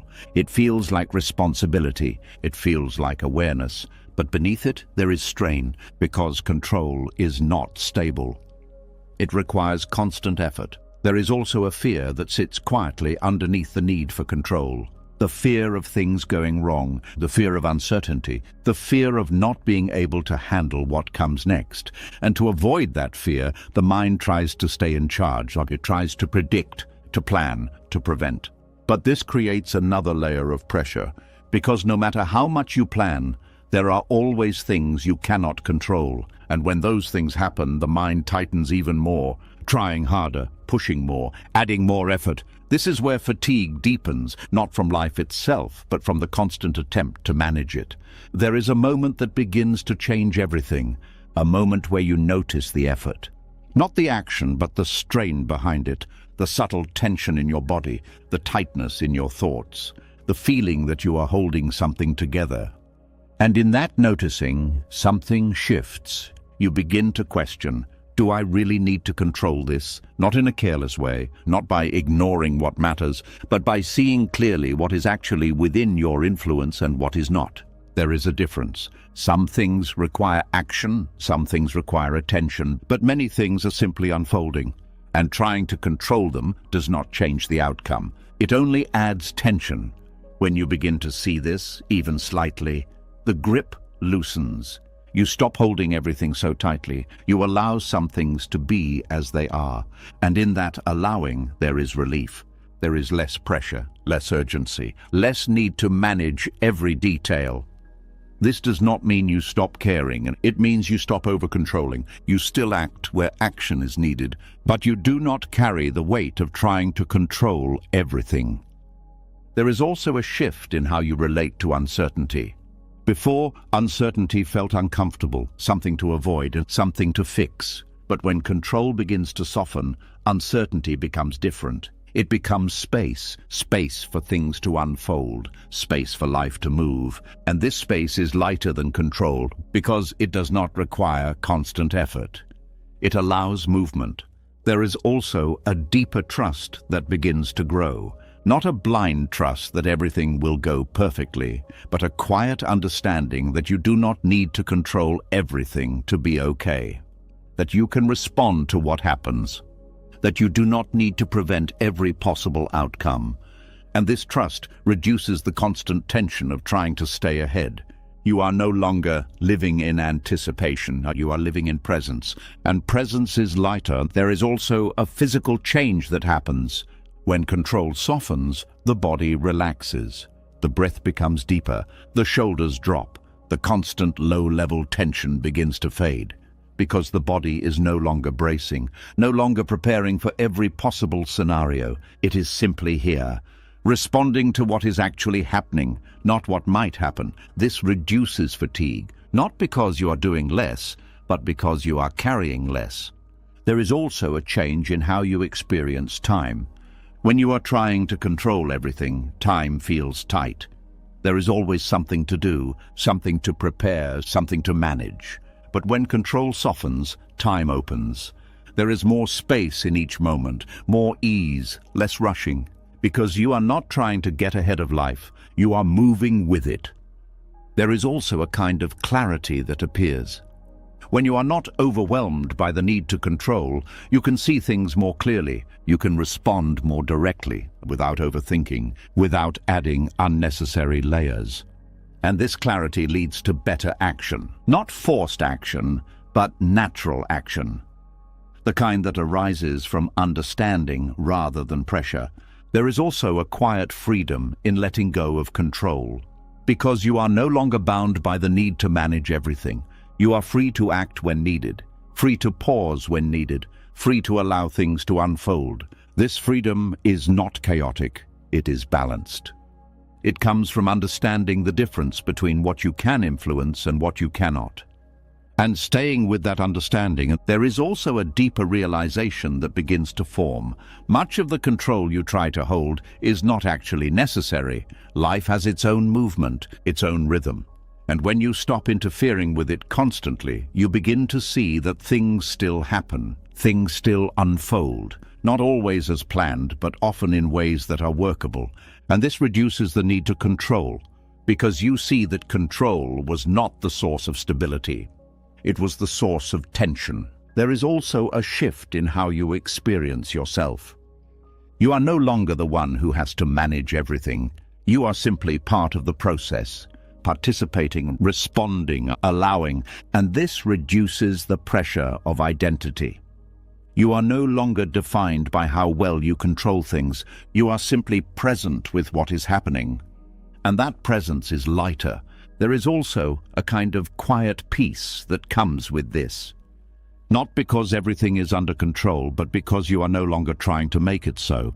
You are allowing life to move. You are allowing uncertainty to exist. You are allowing things to be as they are.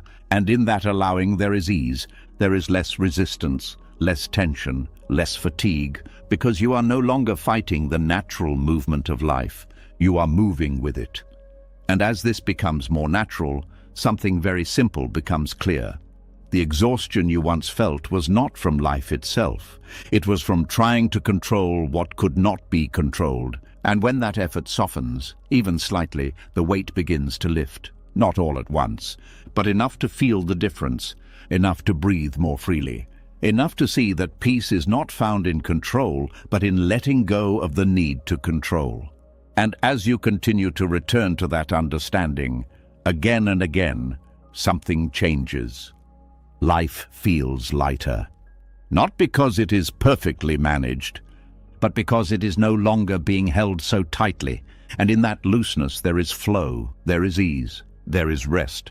And you find yourself no longer trying to control everything, but simply being present with what is. And that is enough, more than enough. It is freedom. And as the grip of control begins to loosen, as the constant need to manage everything starts to fade, something unexpected begins to open. When you stop trying to force certainty, when you stop holding life so tightly, you are left with something that once felt uncomfortable, not knowing. At first it can feel unfamiliar, even unsettling, because for a long time, certainty felt like safety. Having answers felt like control. Knowing what comes next felt like stability. But as that need softens, you begin to notice something quietly surprising. Not knowing is not as heavy as you thought. There is a quiet discomfort that appears when answers are not available, when the future is unclear, when things do not fit into a defined direction. The mind immediately reacts. What if this goes wrong? What should I do next? I need to figure this out. And in that reaction, tension begins, because the mind is trying to fill a space that does not need to be filled. Uncertainty itself is not the problem. It is the resistance to uncertainty that creates weight. There is a difference between not knowing and needing to know. Not knowing is simply a state. Needing to know creates pressure, and that pressure becomes exhausting. For most of life, you are taught to seek answers, to define things, to have clarity. And while there is value in understanding, there is also a hidden cost when the need for certainty becomes constant. Because life does not always provide clear answers. Things change. Situations unfold. Outcomes are not always predictable.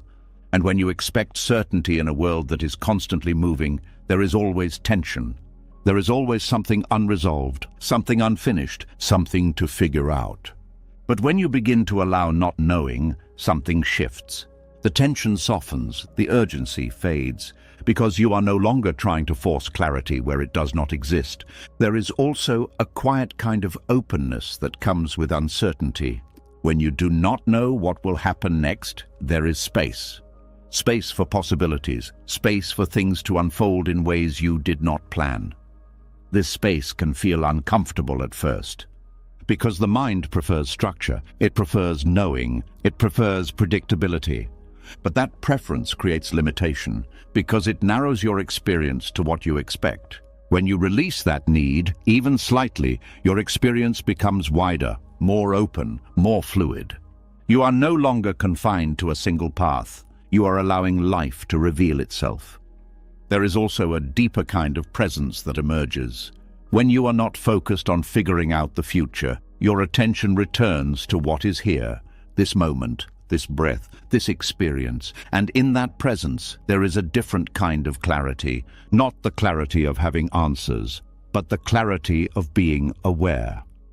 You begin to see things more directly, without the filter of expectation, without the pressure to predict.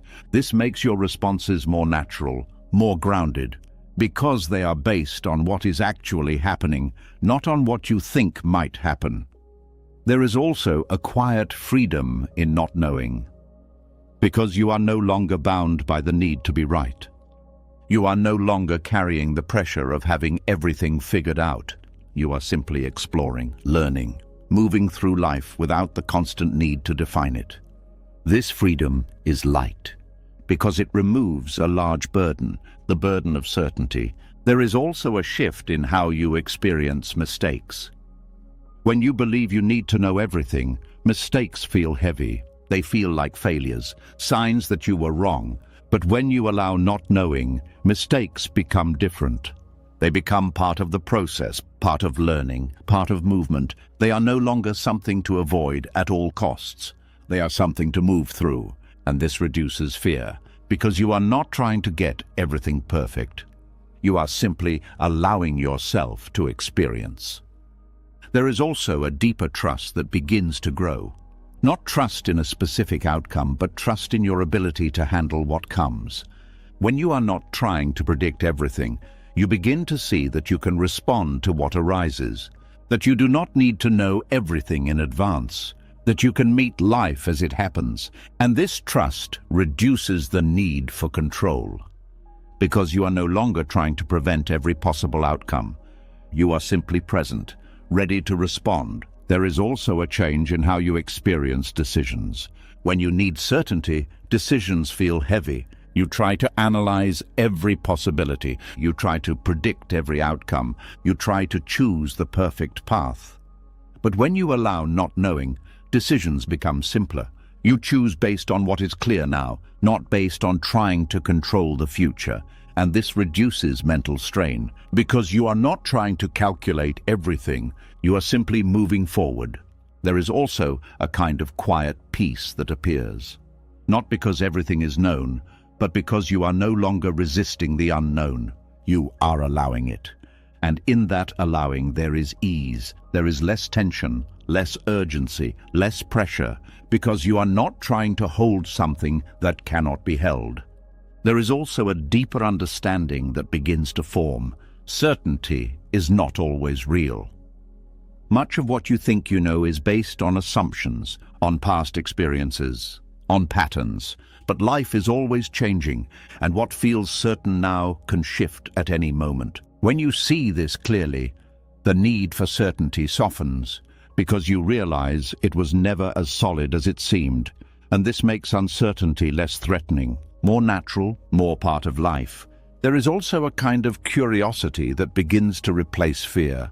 When you are not trying to control everything, you become more open to what is happening, more interested, more engaged, because you are not confined by expectations that you are simply experiencing. And this makes life feel more alive, more dynamic, more real. There is also a physical relaxation that comes with this.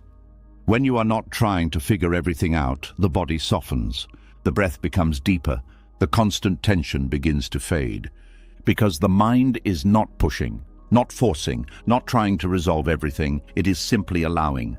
And that allowing feels light. There is also a sense of relief, because you are no longer carrying the responsibility of knowing everything. You are no longer trying to solve the entire future.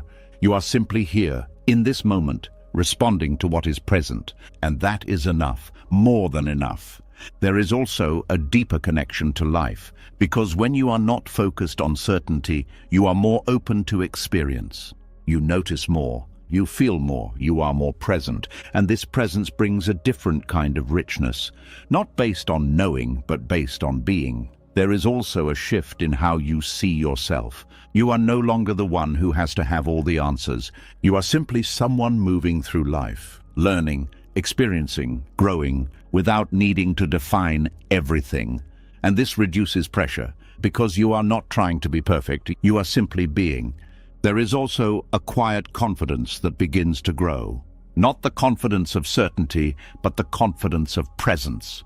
The confidence that you can handle what comes, that you can respond, that you can move forward, even without knowing everything. And this confidence is steady, because it does not depend on having answers. It depends on being present. There is also a deeper realization that begins to settle. Not knowing is not a weakness, it is a natural state. Life itself is uncertain, always changing, always unfolding. And trying to force certainty onto it only creates tension. But when you align with uncertainty, when you allow it, when you embrace it, something changes. Life feels lighter. Because you are no longer carrying the weight of needing to know. You are simply present, open, available. And in that openness, there is freedom. A quiet, steady freedom that does not come from control, but from letting go. And as this understanding deepens, you find yourself more at ease, more relaxed, more connected to what is happening. Because you are no longer trying to escape uncertainty, you are allowing it. And in that allowing, something very simple becomes clear. You do not need to know everything to be at peace. You only need to be here, fully, without resistance, without pressure, without the need to define what comes next. And in that state, life feels lighter, more open, more free, as it always was, before the need to know took over. And as you continue to return to that place, again and again, you begin to feel it more deeply. The natural lightness of not knowing, the quiet freedom of uncertainty, the ease of simply being, right here, right now, without needing anything else. And as uncertainty becomes less threatening, as the need to know begins to loosen, something else starts to become clearer. When you stop trying to figure everything out in your mind, when you stop searching for answers in endless thought, your attention begins to move somewhere quieter, somewhere more stable. It moves into the body. Because even when the mind is uncertain, even when the future is unclear, there is something that remains constant: sensation, breath, presence. And in that presence, there is a way back to yourself that does not require answers, only awareness. There is a quiet signal that most people overlook, a subtle feeling in the body that is always there, always present, always available. But it is often ignored, because attention is pulled into thinking, into planning, into trying to understand everything. And in that constant movement of thought, the body becomes distant, almost invisible. But the body has never left. It has been there the entire time, holding tension, holding emotion, holding the quiet truth of what is happening in this moment. When you begin to notice the body again, something shifts, not dramatically, not suddenly, but gently. You begin to feel what is already here: the weight of your breath, the pressure of your body against where you sit or lie, the subtle movements that happen without effort. And in noticing these, the mind begins to slow down, because attention is no longer feeding the constant stream of thought. It is resting in something real, something immediate. And there is a difference between thinking about the present and feeling the present. Thinking keeps you at a distance. Feeling brings you here, and the body is the doorway to that feeling. When you pay attention to your breath, not by controlling it, but by simply noticing it, there is a quiet rhythm that becomes clear. Inhale, exhale, rising, falling. This rhythm has always been there. It does not depend on your thoughts. It does not depend on your plans. It continues whether you notice it or not. But when you do notice it, something changes. The mind begins to settle, because it has something simple to rest on. There is also a grounding that comes from feeling the body. When the mind is lost in thought, it moves into past and future. It drifts, it loops, it searches, but the body is always here, always in the present moment. When you bring attention to it, you are brought back.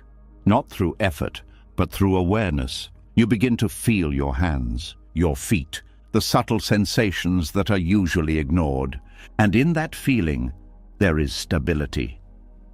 Because you are no longer floating in thought. You are connected. There is also a kind of honesty in the body. Thoughts can be misleading. They can create stories. They can exaggerate. They can repeat patterns that are not real. But the body reflects what is actually happening. If there is tension, you feel it. If there is calm, you feel it. If there is discomfort, it is present. And when you pay attention to these sensations without trying to change them, you begin to understand something deeper. You begin to see what is real in this moment, without interpretation, without judgment. There is also a shift in how you relate to discomfort.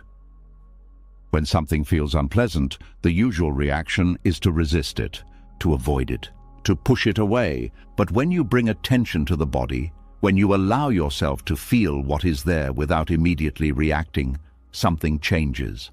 The discomfort becomes more clear, more defined, less overwhelming, because you are not adding resistance to it, you are simply feeling it.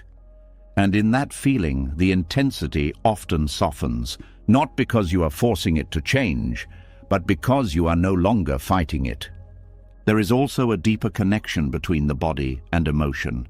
Emotions are not just thoughts, they are felt in the body. Tightness in the chest, a knot in the stomach, a heaviness in the shoulders. These sensations are signals, not problems. But when they are ignored, they build, they accumulate, they create tension.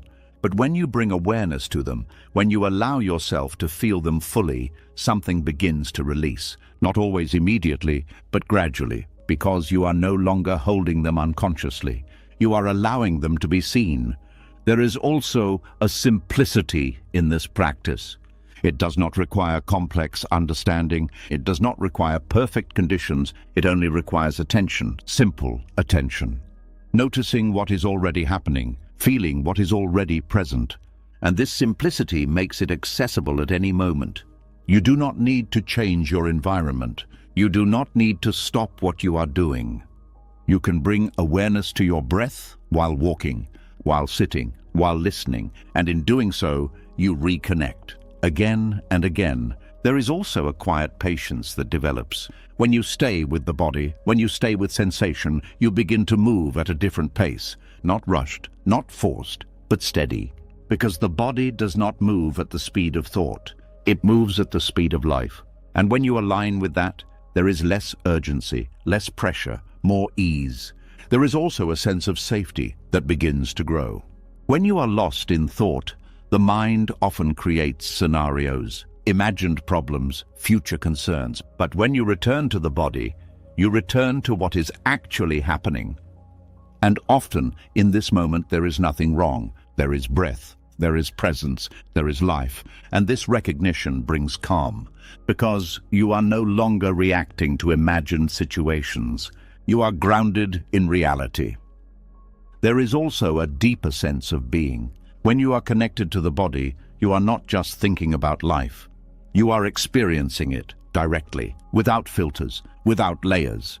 And this direct experience feels more real, more immediate, more alive. There is also a quiet strength in this connection, because when challenges arise, when emotions become intense, you have a place to return to. The body, the breath, the present moment.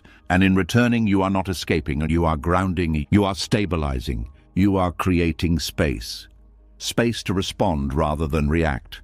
There is also a change in how you experience thought itself. When you are grounded in the body, thoughts do not disappear, but they lose some of their intensity.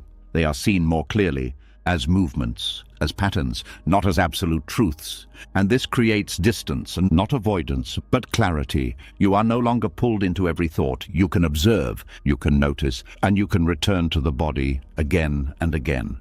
There is also a sense of continuity, because the body is always with you, no matter where you go, no matter what happens. It is a constant anchor, a steady reference point. And in that constancy, there is support. You are never truly disconnected. You only need to bring attention back. There is also a deeper realization that begins to form. You do not need to escape your mind to find peace. You only need to reconnect with your body. Because peace is not something you create. It is something that appears when you stop leaving the present moment. And the body is always in the present moment, waiting, quietly, patiently. There is also a softening that happens over time. The more you return to the body, the less you are carried away by thought. The less you are pulled into tension, the more you remain grounded. Even when things are uncertain, even when emotions arise, you are not lost, you are here. There is also a sense of integration. Mind and body no longer feel separate. They begin to move together, in awareness, in presence. And this integration reduces conflict. Because you are no longer divided, you are whole. There is also a quiet clarity that deepens. Not the clarity of answers, but the clarity of presence. You know what is happening because you are here for it. You feel it, you experience it, without needing to analyze it. And this clarity is steady, because it is rooted in direct experience. There is also a kind of gentle discipline in this practice, not forced, not rigid, but consistent, returning to the body again and again, not because you have to, but because it brings you back. It reconnects you, it grounds you, and over time, this returning becomes natural. It becomes a way of being. There is also a deep sense of relief, because you are no longer trying to solve everything in your mind.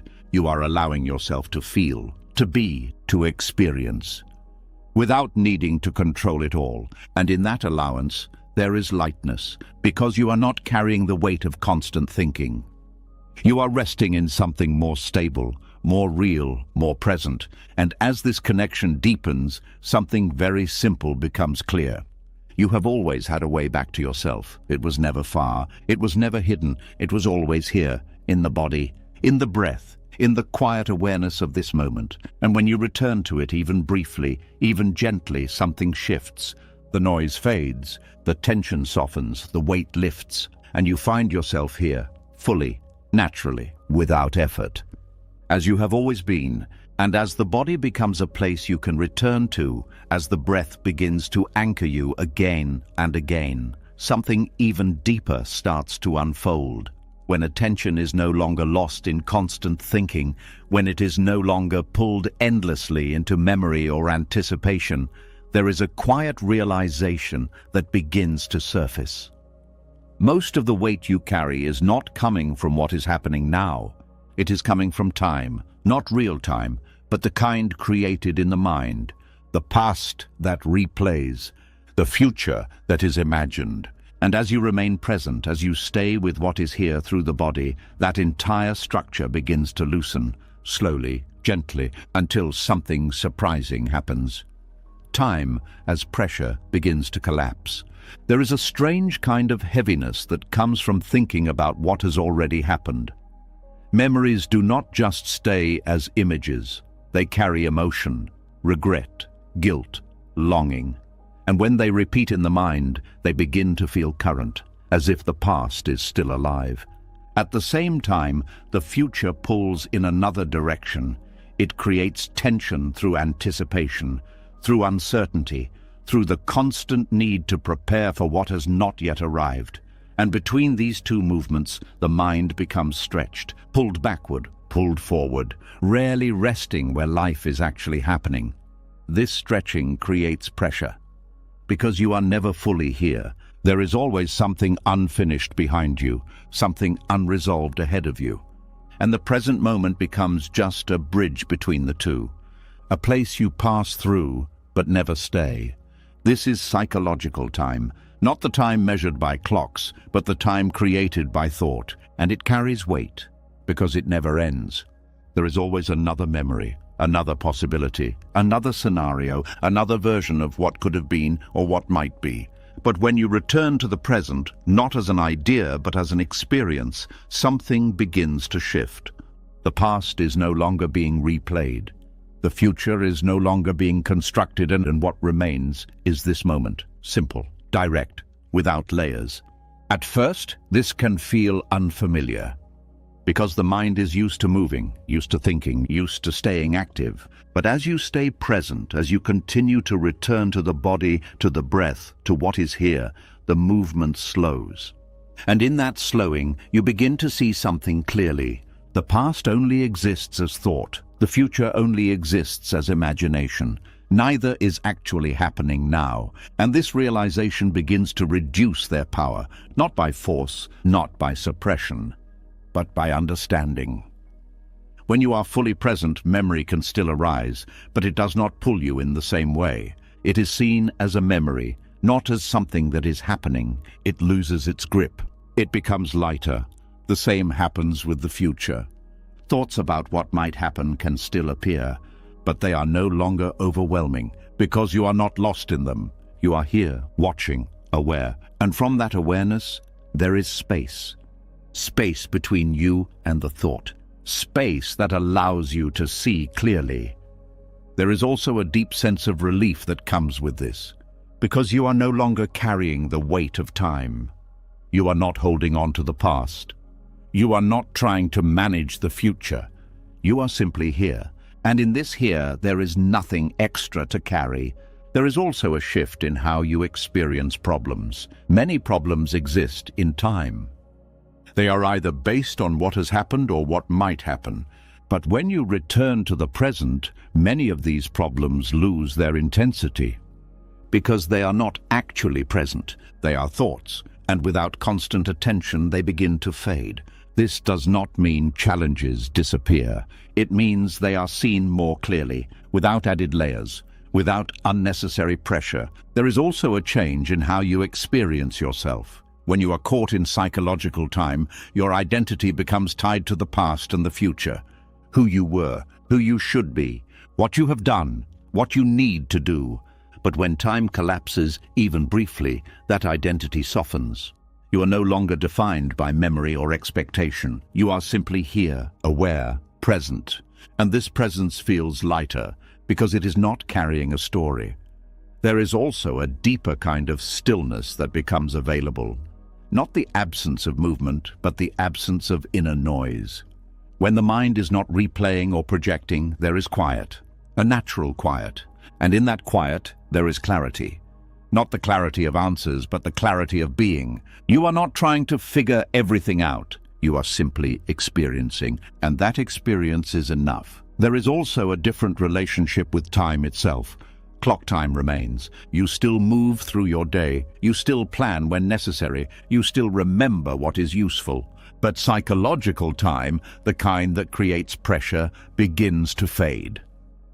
Because you are no longer living inside it. You are using time when needed, but not being used by it. There is also a sense of immediacy that comes with presence. Life feels closer, more vivid. Because you are not distracted by what is not here, you are engaged with what is. And this engagement brings a kind of richness. Even in simple moments. There is also a reduction in anxiety, because anxiety often lives in the future, in what might happen, in what could go wrong. But when you are present, the future is not active, it is not here. And without constant attention, anxiety loses its fuel. It softens. There is also a release from regret, because regret lives in the past, in what should have been different. But when you are here, fully present, the past is not active, it is not happening, and without constant replay, regret begins to fade. There is also a kind of freedom that comes from this, because you are no longer bound by time in the same way. You are not trapped in memory. You are not driven by anticipation. You are simply here, and in that here there is openness, there is space, there is ease. There is also a deeper trust that begins to form, because you begin to see that you can meet each moment as it comes, that you do not need to carry everything at once, that you can respond to what is present without needing to solve the entire past or future, and this trust reduces pressure, because you are no longer trying to control time. You are simply moving with life. There is also a quiet simplicity that emerges. When time collapses, even for a moment, life becomes less complicated because you are not adding layers of thought. You are not carrying extra weight. You are simply experiencing what is here. And that simplicity feels light. There is also a deeper understanding that begins to settle. The heaviness you once felt was not coming from life itself. It was coming from the accumulation of time in the mind, the past, the future, the constant movement between them. And when that movement slows, when it pauses, even briefly, the weight begins to lift. there is also a sense of return, a return to something that has always been here, the present moment, not as an idea, but as a reality, as the only place where life actually happens.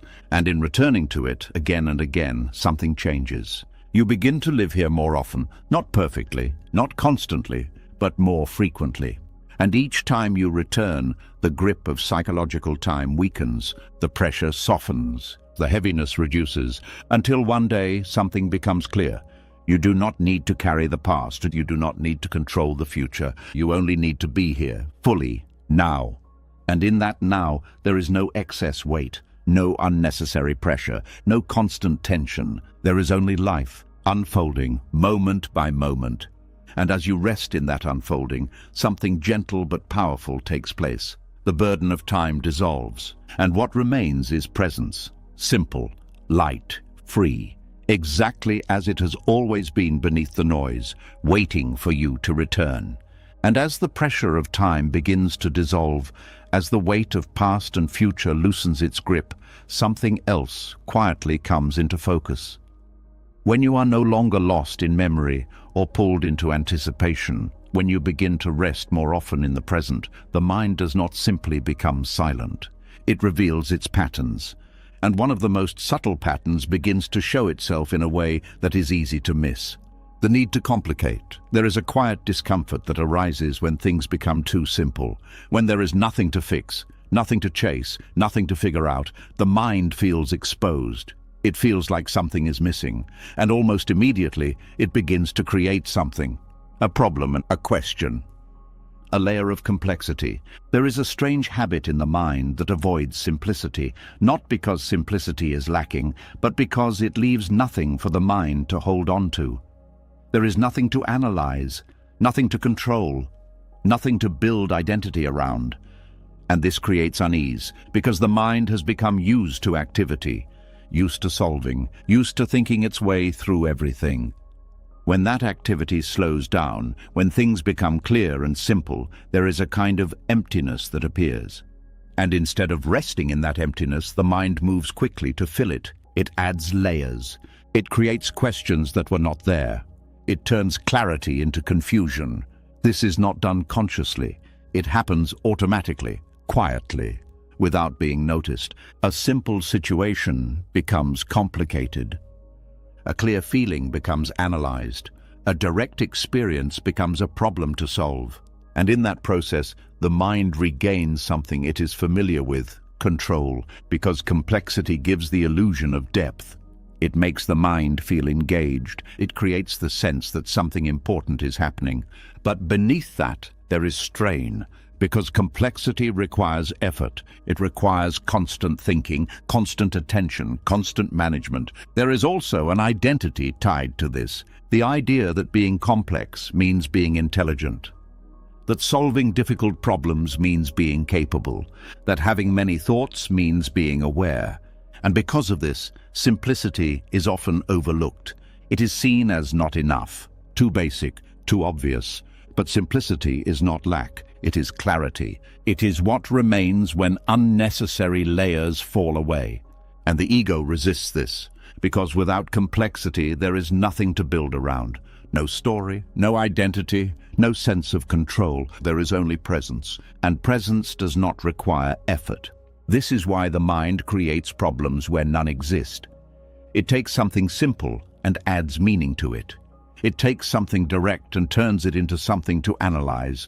It keeps itself active because activity feels safe. Stillness feels uncertain. There is also a fear underneath this pattern, a fear of facing what is actually here. Because when complexity drops, when the layers fall away, what remains is often very simple, a feeling, a sensation, a quiet truth, and sometimes that truth is uncomfortable. Not because it is complicated, but because it is clear. It does not hide, it does not distract, it simply is. And the mind, in its habit of avoiding discomfort, creates complexity to move away from that clarity. It creates stories, it builds narratives, that it analyzes, all to avoid staying with what is simple and real. There is also a kind of endless loop in this, because complexity never resolves itself completely. there is always more to think about, more to analyze, more to figure out. And so the mind stays busy, constantly moving, never settling. This creates fatigue, not from life, but from thinking about life. There is a difference between understanding and overthinking. Understanding is direct, clear. It comes and goes. Overthinking is repetitive, heavy. It circles around itself. And complexity feeds overthinking. It keeps the mind engaged without actually resolving anything. There is also a subtle satisfaction in complexity, a feeling of doing something, of being active, of working through something, even if nothing is actually changing. This satisfaction keeps the pattern going because it feels productive, even when it is not. But when you begin to see this clearly, something shifts, not immediately, not dramatically, but gradually. You begin to notice when the mind is adding layers, when it is complicating something that is already simple, when it is turning a direct experience into a problem. And in that noticing, there is a choice, and not a forced choice, but a quiet recognition. You do not need to follow every thought. You do not need to engage with every layer. You can return to simplicity. You can return to what is actually here. There is also a sense of relief in this, because simplicity requires less effort. It does not need constant attention. It does not need to be maintained. It is already present. You only need to stop moving away from it. There is also a deeper kind of intelligence in simplicity. It is not the intelligence of analysis. It is the intelligence of clarity, of seeing things as they are, without distortion, without unnecessary interpretation. And this kind of intelligence is quiet. It does not need to prove itself. It simply understands. There is also a change in how you experience problems. When the mind is not adding complexity, problems become more manageable, more direct. They are seen for what they are, without extra layers, and this makes them easier to respond to, because you are not overwhelmed by unnecessary thinking. There is also a reduction in mental noise, because you are no longer feeding the constant need to analyze. You are allowing thoughts to come and go, without building on them, without turning them into something more. And in that allowing, the mind becomes quieter, more spacious. There is also a kind of humility in simplicity, a recognition that not everything needs to be figured out, that not everything needs to be understood in depth, that sometimes what is needed is simply to be present, to feel, to experience, without adding anything. And this humility reduces pressure, because you are no longer trying to master everything. You are simply engaging with what is here. There is also a deeper connection to reality, because complexity often creates distance. It pulls you into thought, into abstraction, but simplicity brings you back to what is actually happening, to what can be felt, to what can be experienced directly. And this connection feels real, grounded, stable. There is also a quiet peace that comes with this, because you are no longer caught in endless thinking. You are not trying to solve everything. You are simply present, and in that presence there is ease. There is also a sense of freedom, because you are no longer bound by the need to complicate everything. You are free to see things clearly, free to respond naturally, free to rest in simplicity. And this freedom is light, because it removes unnecessary weight. There is also a deeper realization that begins to settle. The mind was not creating complexity to help you. It was creating it to stay active, to avoid stillness, to avoid simplicity. And when you see this, the pattern loses its power, because it is no longer hidden. It is understood. And in that understanding, something changes. You begin to return to what is simple, again and again, not by force, but by recognition. You see when the mind is adding layers, and you let them fall away. You return to the breath, to the body, to the present moment, and in that returning, life feels lighter. Not because everything is solved, but because it is no longer being complicated. You are no longer carrying unnecessary thoughts. You are no longer building problems where none exist. You are simply here, with what is. And in that simplicity, something very clear becomes visible. Life was never as complicated as it seemed. It was the mind that made it so.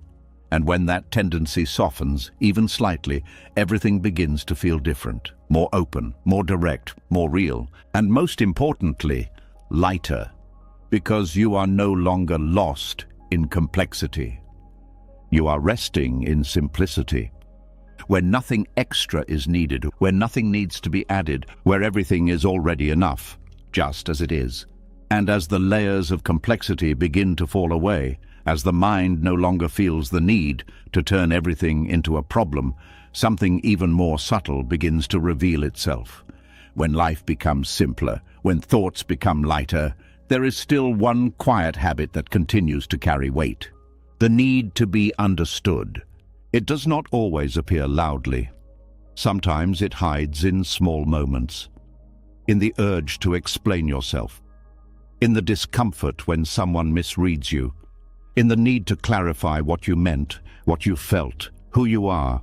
And beneath all of it, there is a quiet hope that someone will finally see you clearly, that someone will understand. But what happens when that does not come? There is a silent tension that builds when you feel unseen. Not always dramatic, not always overwhelming, but steady. A feeling that something is incomplete, that something is missing, and the mind begins to work. It tries to find the right words, the right explanations, the right way to present yourself, so that others will finally get it, finally understand, finally recognize you. There is a deep exhaustion in this process, because it never truly ends. No matter how clearly you explain, there is always the possibility of being misunderstood. No matter how much you try, people will see you through their own perspective, their own experiences, their own interpretations. And because of this, complete understanding is never guaranteed.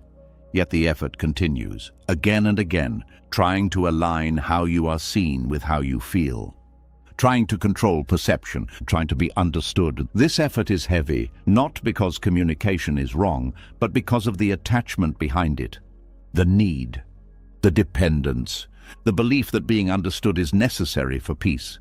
There is also an identity tied to this, the idea that who you are must be recognized by others, that your value depends on how well you are seen. And this creates pressure because you are constantly adjusting, constantly refining, constantly presenting, trying to fit into an image that others can understand. But in doing so, something is lost. The simplicity of being, the ease of not needing to explain, the freedom of not needing approval. There is also a subtle fear underneath this pattern, the fear of being invisible, the fear of being dismissed, the fear of not being valued. And to avoid that fear, the mind keeps trying, keeps explaining, keeps reaching outward. But this outward movement creates distance. Distance from yourself, because attention is no longer here. It is focused on how you are perceived, how you are interpreted, how you are understood. And in that focus, there is tension, because you are no longer grounded in your own experience. You are trying to manage someone else's. There is also a kind of vulnerability in letting go of this need, because it feels like giving up control, like allowing yourself to be misunderstood. And that can feel uncomfortable, even threatening. But when you begin to soften this need, even slightly, something unexpected happens. There is relief, not immediate, not overwhelming, but noticeable. A small release of pressure, because you are no longer trying to control how others see you. You are no longer carrying the responsibility of being fully understood. You are simply being. There is also a deeper realization that begins to form. Understanding from others is limited, not because people do not care, but because they cannot fully experience what you experience. They can listen, they can try, but their understanding will always be filtered. And when you accept this, something changes. You stop expecting complete recognition. You stop relying on external validation. And this reduces pressure, because you are no longer waiting for something that may never fully arrive. There is also a shift in how you communicate. You still speak, you still share. But there is less attachment, less need for a specific response, less pressure for others to fully understand. You express because it is natural, not because it is necessary for your sense of self. And this makes communication lighter, more honest, more free. There is also a deeper connection to yourself, because when you stop seeking constant understanding from others, attention returns inward. You begin to listen to yourself, to feel your own experience, and to recognize your own truth, without needing it to be confirmed. And this self-recognition is powerful, because it is stable. It does not depend on external feedback. It does not fluctuate based on others' perceptions. It is simply there. There is also a quiet confidence that grows from this. Not the confidence of being recognized, but the confidence of knowing yourself, not through words, not through explanation, but through direct experience. And this confidence is steady, because it is not dependent, it is internal. There is also a release from the need to prove, because much of the effort to be understood is tied to proving something, proving your intentions, proving your worth, proving your perspective. But when that need softens, the effort fades. You are no longer trying to convince, you are simply present. And this presence is enough. There is also a kind of peace in allowing misunderstanding, not because it feels good, but because it no longer feels threatening. You understand that others will see things differently, and that is okay. It does not take anything away from your experience. It does not reduce your value. It simply reflects difference, and in accepting that difference, there is less tension. There is also a sense of freedom, because you are no longer shaping yourself to fit others' expectations. You are no longer adjusting constantly. You are simply being as you are. And this authenticity feels lighter, because it does not require effort. It does not require maintenance. It is natural. There is also a deeper understanding that begins to settle. The need to be understood was never about others. It was about seeking certainty, seeking validation, seeking confirmation of your own experience. But when you return to yourself, when you are grounded in your own awareness, that need begins to fade. Because you are no longer looking outward for something you already have inwardly. There is also a change in how you experience relationships. When you are not dependent on being understood, you can engage more freely, more openly. Without pressure, you can listen without needing to be heard. You can share without needing to be validated.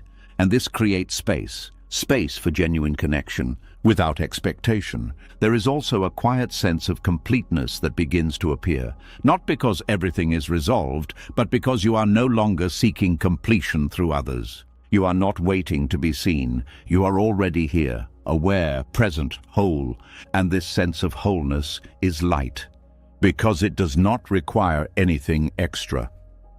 There is also a deeper ease in silence, because you no longer feel the need to fill every gap with explanation. You can remain quiet, not out of avoidance, but out of peace, because you are not trying to be understood. You are simply being. There is also a reduction in emotional strain, because you are no longer reacting to every misunderstanding. You are no longer taking it personally. You are allowing it. And in that allowance, there is less conflict, less tension, less weight. There is also a gentle clarity that emerges. You begin to see that your experience is valid, regardless of whether it is understood by others. That your presence is enough without needing to be explained. That your being does not require recognition.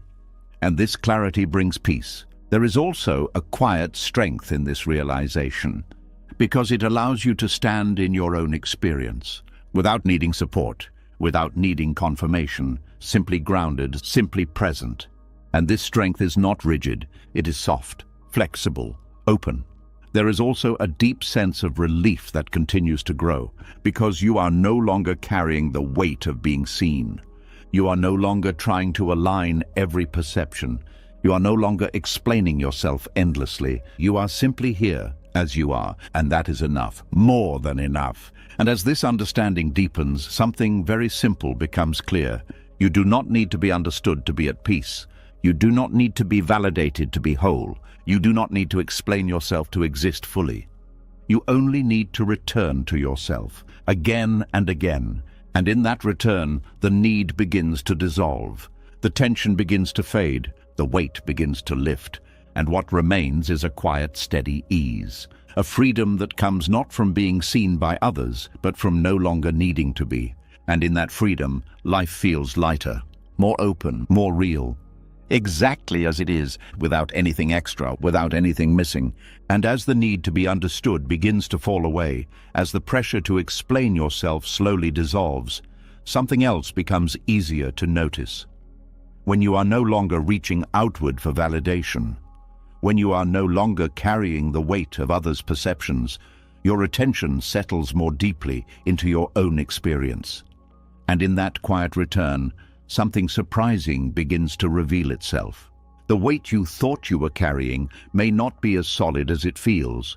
There is a common belief that pain builds over time, that every hurt, every disappointment, every difficult moment adds something to you, that it stacks, that it accumulates, that the longer you live, the heavier you become. It feels true because the memory of those experiences is still there, because the emotions can still be felt, because certain moments seem to linger. But when you begin to look closely, something subtle begins to shift. The pain is not sitting there waiting. It is being recreated again and again. There is a quiet moment that often goes unnoticed. A moment where a memory appears, a thought about something that happened, a reminder of something painful, and almost instantly the body reacts. The emotion returns, the tension builds, and it feels as if the past is still alive. But what is actually happening is not the past itself. It is the remembering. The mind brings the moment back, and the body responds as if it is happening now. This creates the illusion that pain is stored, that it is accumulated, that it is always there. But in reality, what is happening is repetition, not storage. There is a difference between something being present and something being remembered. When something is present, it is happening now. When something is remembered, it is a thought, a reconstruction, a replay. And when that replay is believed, the body responds. The emotion returns. The experience feels real again. But without the remembering, without the replay, the pain is not active. It is not sitting somewhere inside you waiting. It is only present when it is brought into awareness through thought. This realization can feel strange at first, because it challenges a deeply held belief. The belief that you are carrying all your past pain with you at all times. But when you begin to observe your experience, something becomes clear. In moments where the mind is quiet, where attention is fully present, that accumulated weight is not there. There is no past. There is no replay. There is only this moment. And in that moment, there may be sensation, there may be feeling, but there is not the full story, not the full weight, because the story is what brings the weight. There is also a pattern in how this happens. Certain thoughts trigger certain emotions. Certain memories bring certain reactions. And over time, these patterns become familiar, automatic. The mind learns to associate certain things with certain feelings, and it repeats them again and again. This repetition creates the sense of accumulation, because it feels continuous, but it is not continuous, it is repeated. There is also a kind of identity built around this, the idea that this is my pain, that it belongs to you, that it defines you, and this identification strengthens the pattern, because it makes the memory more personal, more significant, more likely to be revisited. But when you begin to see that the pain is not constant, that it only appears when it is remembered, something shifts. There is space. Space between you and the experience. Space to observe rather than immediately react. And in that space, the intensity begins to change. There is also a difference between feeling and remembering. When something is felt directly, without story, it moves, it arises, it passes. But when it is tied to memory, when it is linked to a narrative, it stays, it loops, because the mind keeps returning to it.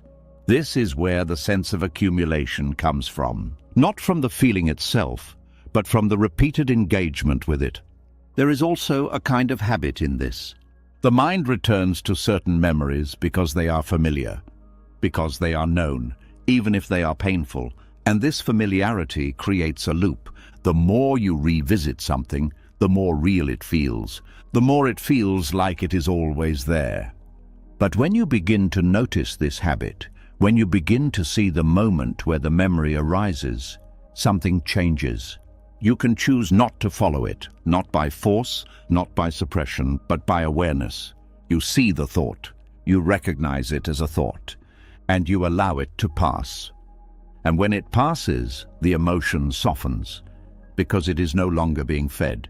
There is also a shift in how you relate to the past. Instead of seeing it as something you carry, you begin to see it as something that appears when remembered.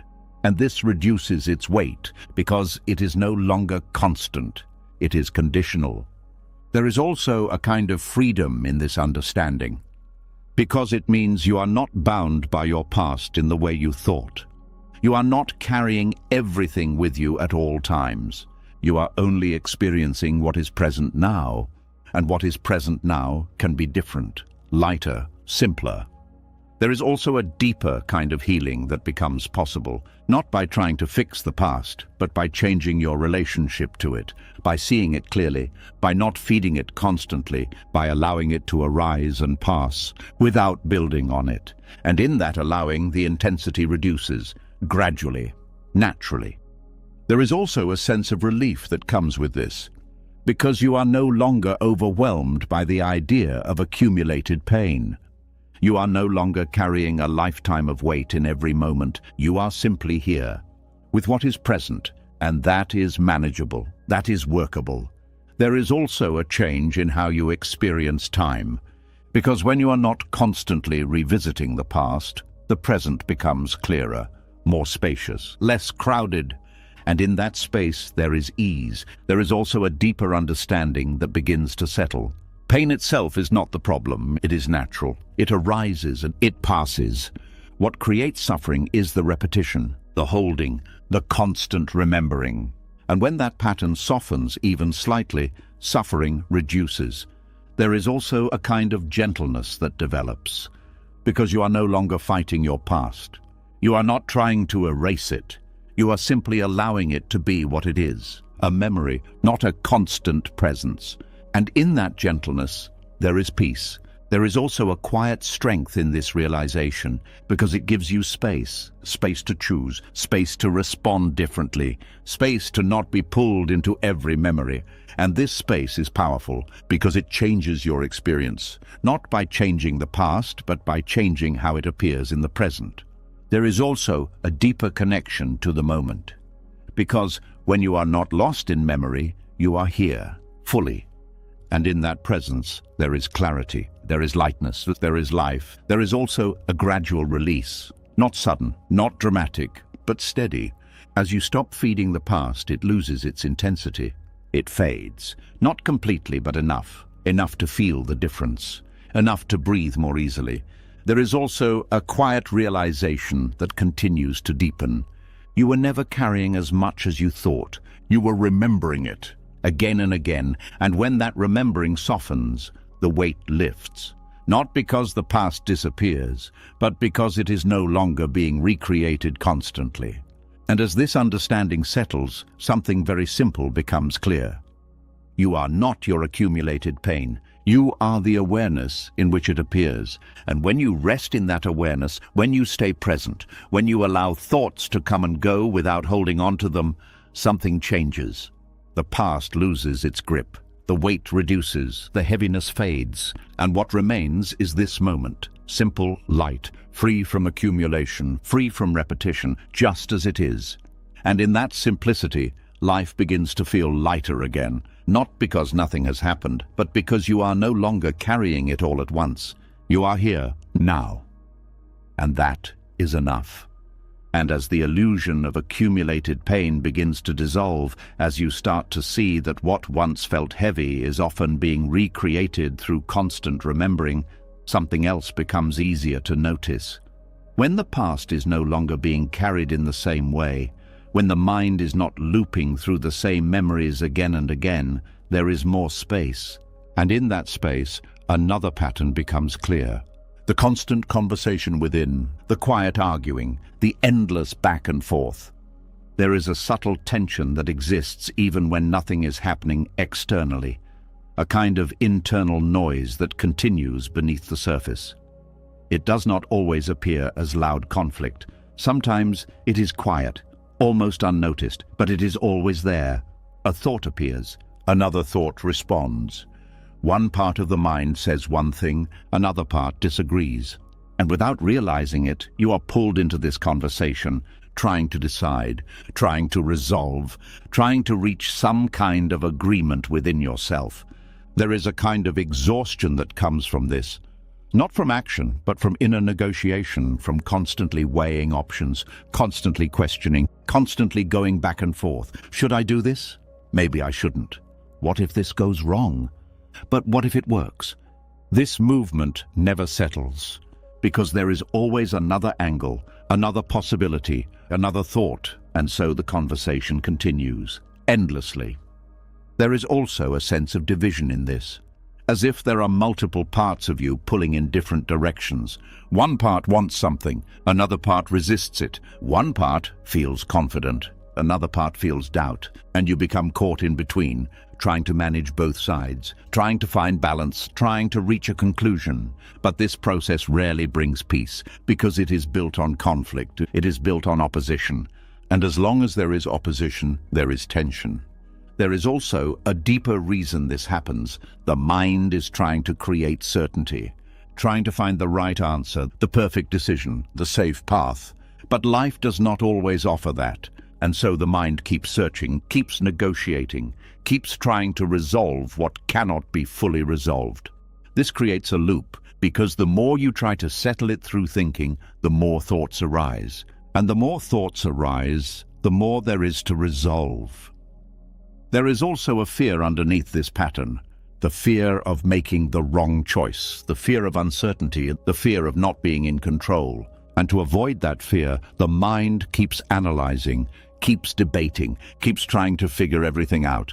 But this effort creates more tension, because it never truly ends. There is always another perspective, another doubt, another question. And so the mind remains active, constantly negotiating, constantly unsettled. There is a moment that begins to change everything. A moment where you notice the conversation itself. Not the content, but the movement, the back and forth, the constant arguing. And in that noticing, something shifts. You begin to see that the problem is not the decision, it is the negotiation. It is the constant engagement with thought. Because each time you follow the conversation, you give it energy. You keep it alive. But when you step back, even slightly, when you observe rather than participate, something different happens. The conversation slows, not because you forced it to stop, but because you are no longer feeding it. There is also a realization that begins to form. Not every thought needs a response. Not every question needs an answer. Not every doubt needs to be resolved. Some thoughts can simply pass, and when they pass, the need for negotiation fades. There is also a difference between clarity and agreement. Clarity is simple, direct. It arises without effort. Agreement is forced. It is the result of negotiation. And often, even when you reach an agreement within yourself, it does not feel stable, because it was built on thought. And thought can change, but clarity feels different.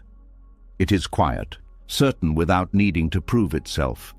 And when you begin to trust that clarity, when you allow it to arise naturally, the need for constant negotiation reduces. There is also a shift in how decisions are made. Instead of analyzing every possibility, instead of debating endlessly, you begin to respond more directly, based on what is clear now, not based on trying to predict everything. And this makes decisions lighter, less complicated, because they are not layered with constant thought. There is also a physical change that happens. When the mind is negotiating, the body tightens. There is tension, restlessness, a sense of unease. But when the negotiation stops, even briefly, the body relaxes. The breath deepens. There is more ease, because there is no longer internal conflict. there is also a sense of unity that begins to emerge. When the mind is not divided, when it is not arguing with itself, there is a feeling of wholeness. You are no longer split between opposing thoughts. You are simply present, and in that presence there is stability. There is also a kind of quiet confidence that comes with this. Not the confidence of having all the answers, but the confidence of not needing them, the confidence of being able to move without constant debate. And this confidence is steady, because it is not dependent on thought, it is rooted in presence. There is also a deeper understanding that begins to settle. The mind was never meant to solve everything. It was meant to be used when needed, but when it becomes constant, when it becomes the primary way of navigating life, it creates noise, it creates conflict, it creates tension. And when you begin to step out of that constant use, when you allow the mind to rest, something changes. There is space for clarity, space for peace. There is also a kind of freedom in not needing to resolve everything, because you realize that not everything needs to be settled immediately. Some things can remain open, uncertain, and that is okay. This reduces urgency, reduces pressure, reduces the need for constant negotiation. There is also a shift in how you experience uncertainty. Instead of trying to eliminate it through thought, you begin to allow it, to be present with it, without needing to resolve it instantly. And in that allowance there is ease. There is also a deeper connection to action, because when you are not stuck in thought, you can act. Not impulsively, but naturally, based on what is needed now. And this action feels more aligned, more direct, because it is not filtered through endless debate. There is also a quiet stillness that becomes available, not because the mind is forced to be silent, but because it no longer needs to be active all the time. It rests naturally, and in that rest there is peace. There is also a sense of lightness, because you are no longer carrying the weight of constant thinking. You are not trying to solve everything. You are not caught in endless loops. You are simply here. There is also a deeper realization that begins to settle. The freedom you were seeking was not in finding the right answers. It was in stepping out of the constant need to search for them. It was in ending the inner negotiation. And as this realization deepens, something very simple becomes clear. You do not need to argue with yourself to live. You do not need to resolve every thought to move forward. You do not need to negotiate every possibility to be at peace. You only need to see the pattern and stop feeding it, again and again. And in that stopping, something shifts. The noise fades, the tension softens, the division disappears, and what remains is a quiet, steady presence.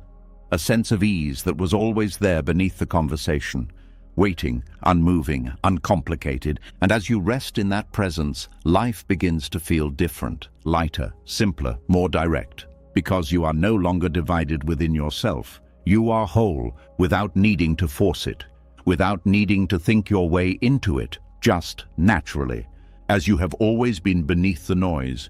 And in that wholeness there is freedom. A freedom that does not come from solving the mind, but from no longer being controlled by it. A freedom that feels like rest, like silence, like coming home. And as the inner negotiation begins to fade, as the constant arguing within the mind slowly comes to an end, something very quiet starts to become noticeable.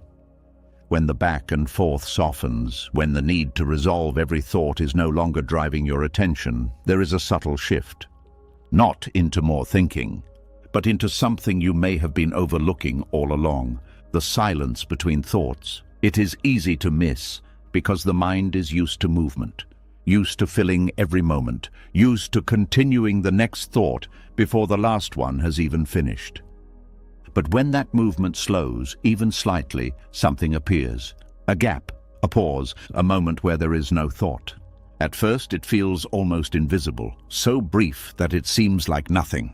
But when you begin to notice it, when you begin to rest your attention there, something changes. That nothing is not empty.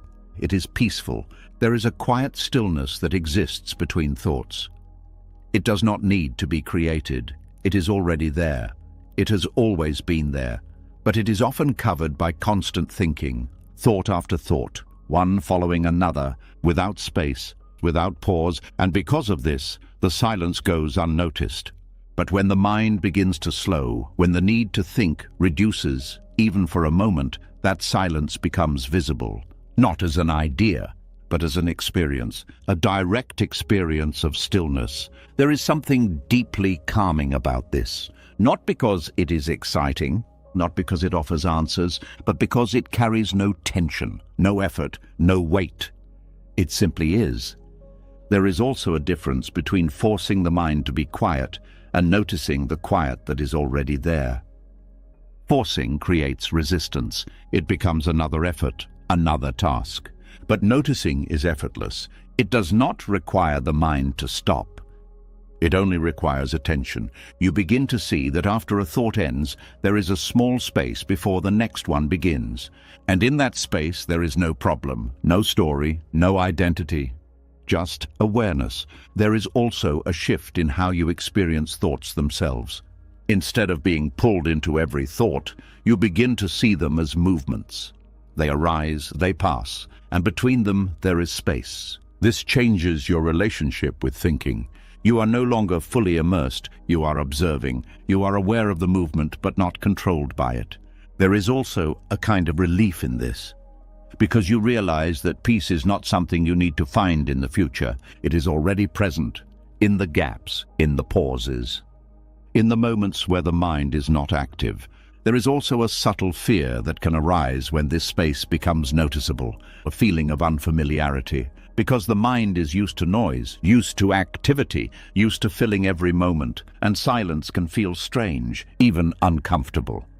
But when you stay with it, when you allow it without trying to change it, that discomfort begins to fade, and what remains is calm. There is also a deeper sense of presence in these gaps, because without thought, you are not in the past. You are not in the future. You are here, fully, and this presence feels different, more real, more immediate.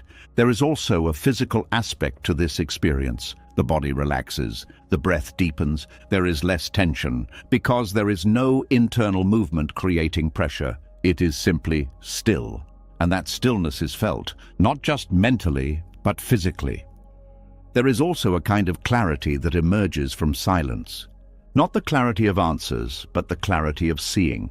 Without thought, perception becomes direct. You see what is in front of you, you feel what is in your body, without interpretation, without distortion. And this clarity is simple. It does not need explanation. There is also a shift in how you respond to life.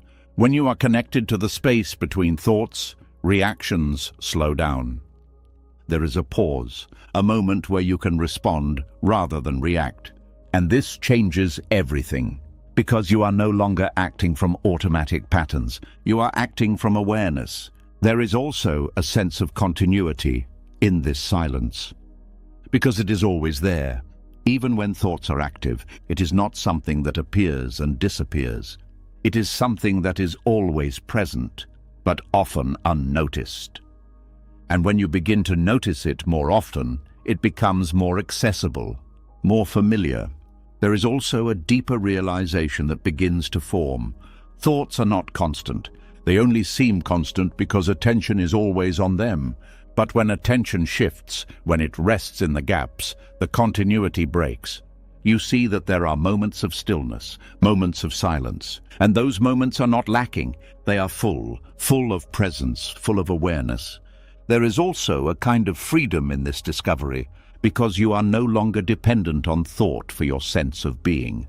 You are not defined by the content of your mind. You are aware of it, and in that awareness there is space. There is also a reduction in mental fatigue, because you are not constantly engaged. You are not following every thought. You are allowing them to pass and resting in the spaces between them. This reduces effort, reduces strain. There is also a gentle sense of rest that comes with this. Not sleep, but a quiet resting. A stillness that does not require anything. And in that rest, there is renewal.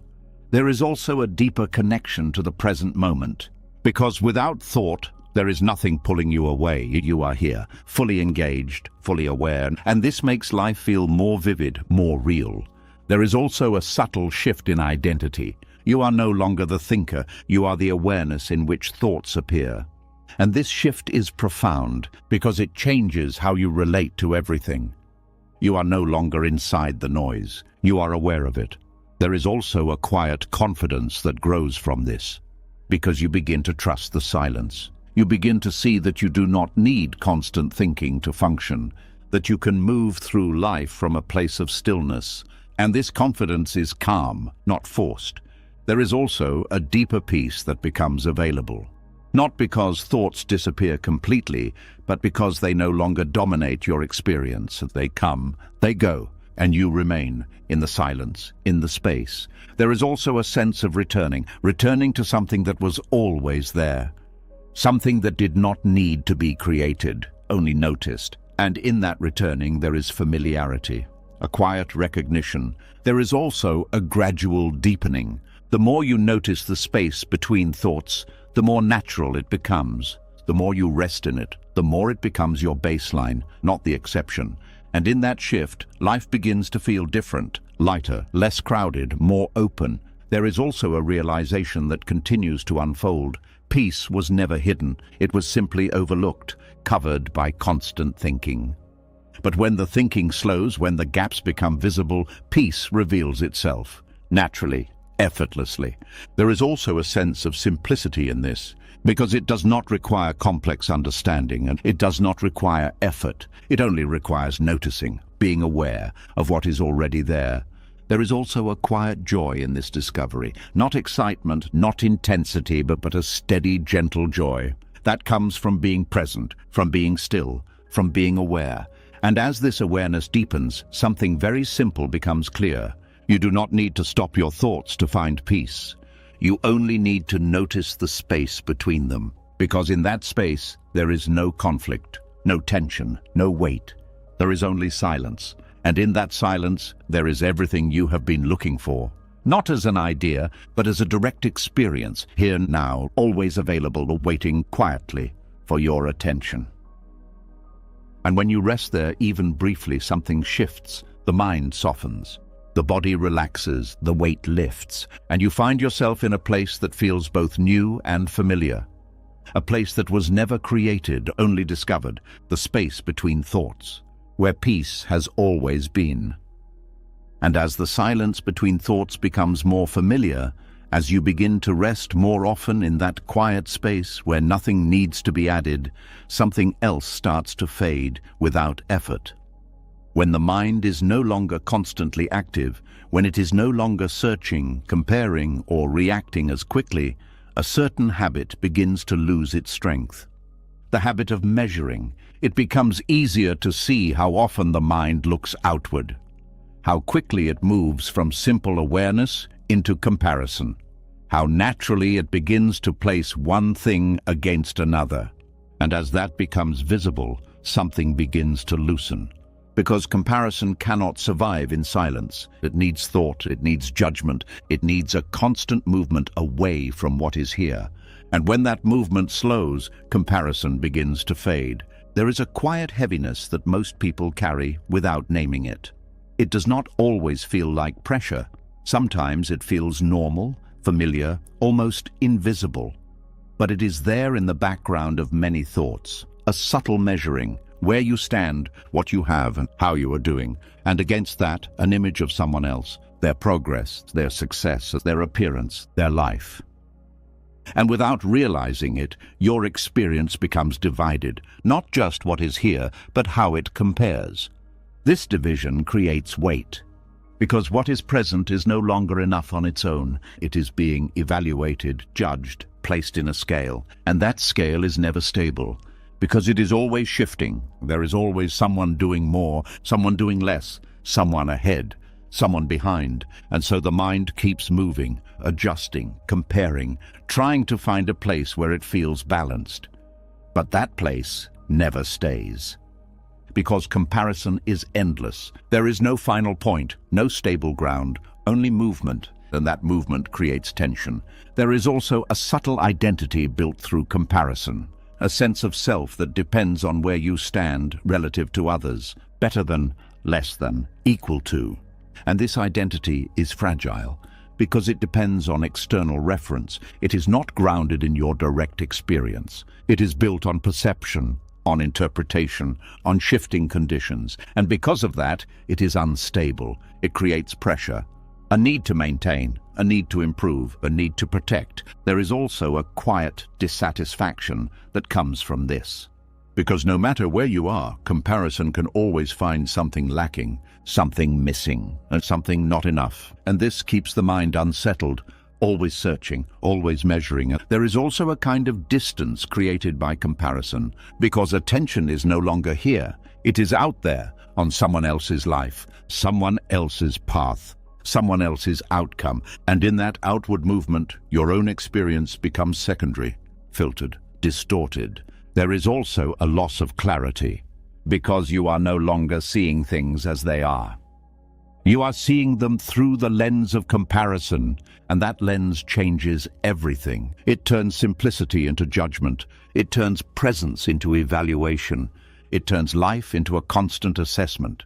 But when you begin to notice this pattern, when you begin to see how often the mind moves in this way, something shifts, not by force, not by trying to stop it, but by awareness. You begin to catch the moment where a simple observation turns into comparison, where something neutral becomes measured. And in that moment, there is space. Space to not follow it, space to return. There is also a realization that begins to form. Comparison is not necessary. It is not required for living. It is not required for growth. It is a habit, a learned pattern. And like any pattern, it can be seen. And when it is seen clearly, it begins to lose its hold. There is also a shift in how you experience your own life. When comparison fades, even slightly, what is here becomes enough. Not perfect, not complete in every way, but sufficient. Whole in its own context, and this creates lightness.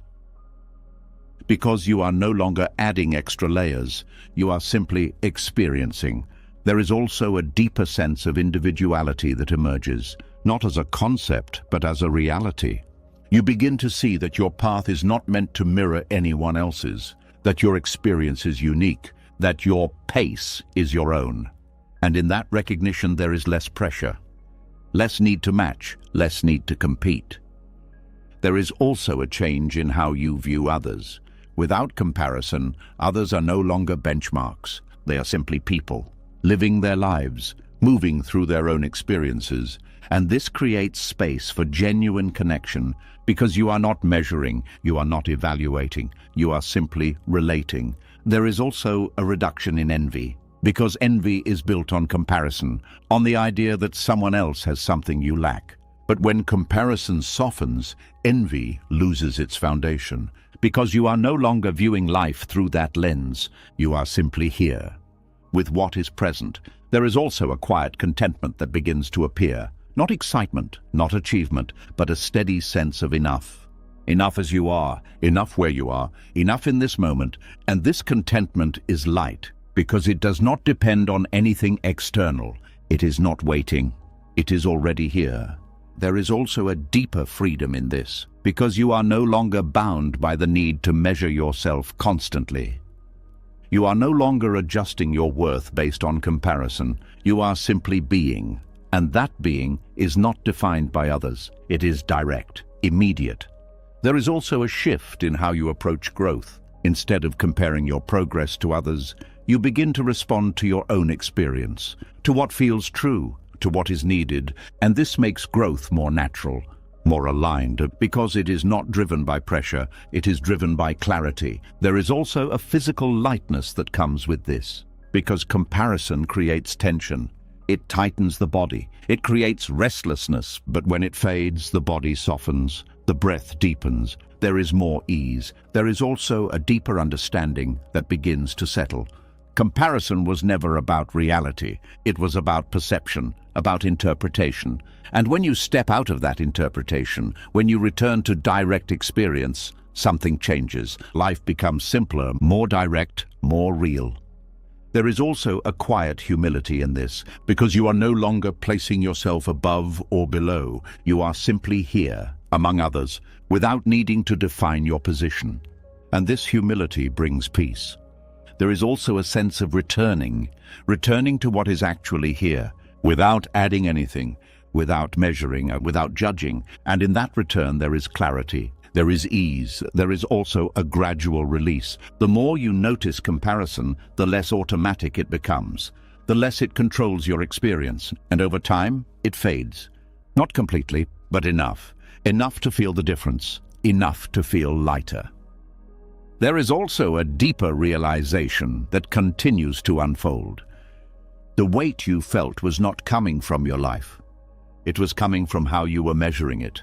And when that measuring stops, even briefly, the weight lifts. There is also a quiet joy that begins to appear, not based on comparison and not based on achievement, but based on presence, on being here, fully, without needing to be more or less than anything. And as this understanding deepens, something very simple becomes clear. You do not need to compare your life to live it fully. You do not need to measure your worth to feel whole. You do not need to place yourself on any scale to be enough. You only need to return to this moment, to this experience, to what is here. And in that return, comparison fades, the tension dissolves, the weight lifts, and what remains is a quiet, steady lightness, a freedom that does not come from being better or worse, but from no longer needing to measure at all. And in that freedom, life feels different, more open, more direct, more peaceful, exactly as it is, without anything extra, without anything missing. There was never anything wrong with life itself. The weight came from everything added on top of it. The pretending, the chasing, the resisting, the controlling, the comparing, the endless thinking, the need to be seen, the need to be understood, the need to figure everything out. And slowly, piece by piece, it was seen for what it is. Not something to fight, but something to release. When the false identities fall away, there is relief. When resistance softens, there is space. When emotions are no longer held as permanent, they lose their heaviness. When the need to control fades, life begins to move naturally again. When uncertainty is allowed, pressure disappears. When attention returns to the body, you come back to what is real. When time is no longer carried in the mind, the present becomes enough. When complexity drops, clarity appears. When the need to be understood dissolves, you finally rest in yourself. When the past is no longer replayed, pain stops stacking. When the mind stops arguing, there is quiet. When you notice the space between thoughts, you discover peace that was always there. And when comparison ends, what remains is a life that is no longer measured, but simply lived. This is what it means to return to yourself. Not becoming something new, but removing everything that was never truly you. And in that return, life does not become perfect. It becomes lighter. If even one of these moments felt real to you, not just understood but felt, take a second and share it. Not for validation, but as a quiet reflection. What was the one thing that made you pause? And if this kind of clarity is something you want more of, subscribe and stay close to this space, because sometimes all it takes is a gentle reminder to come back to yourself again.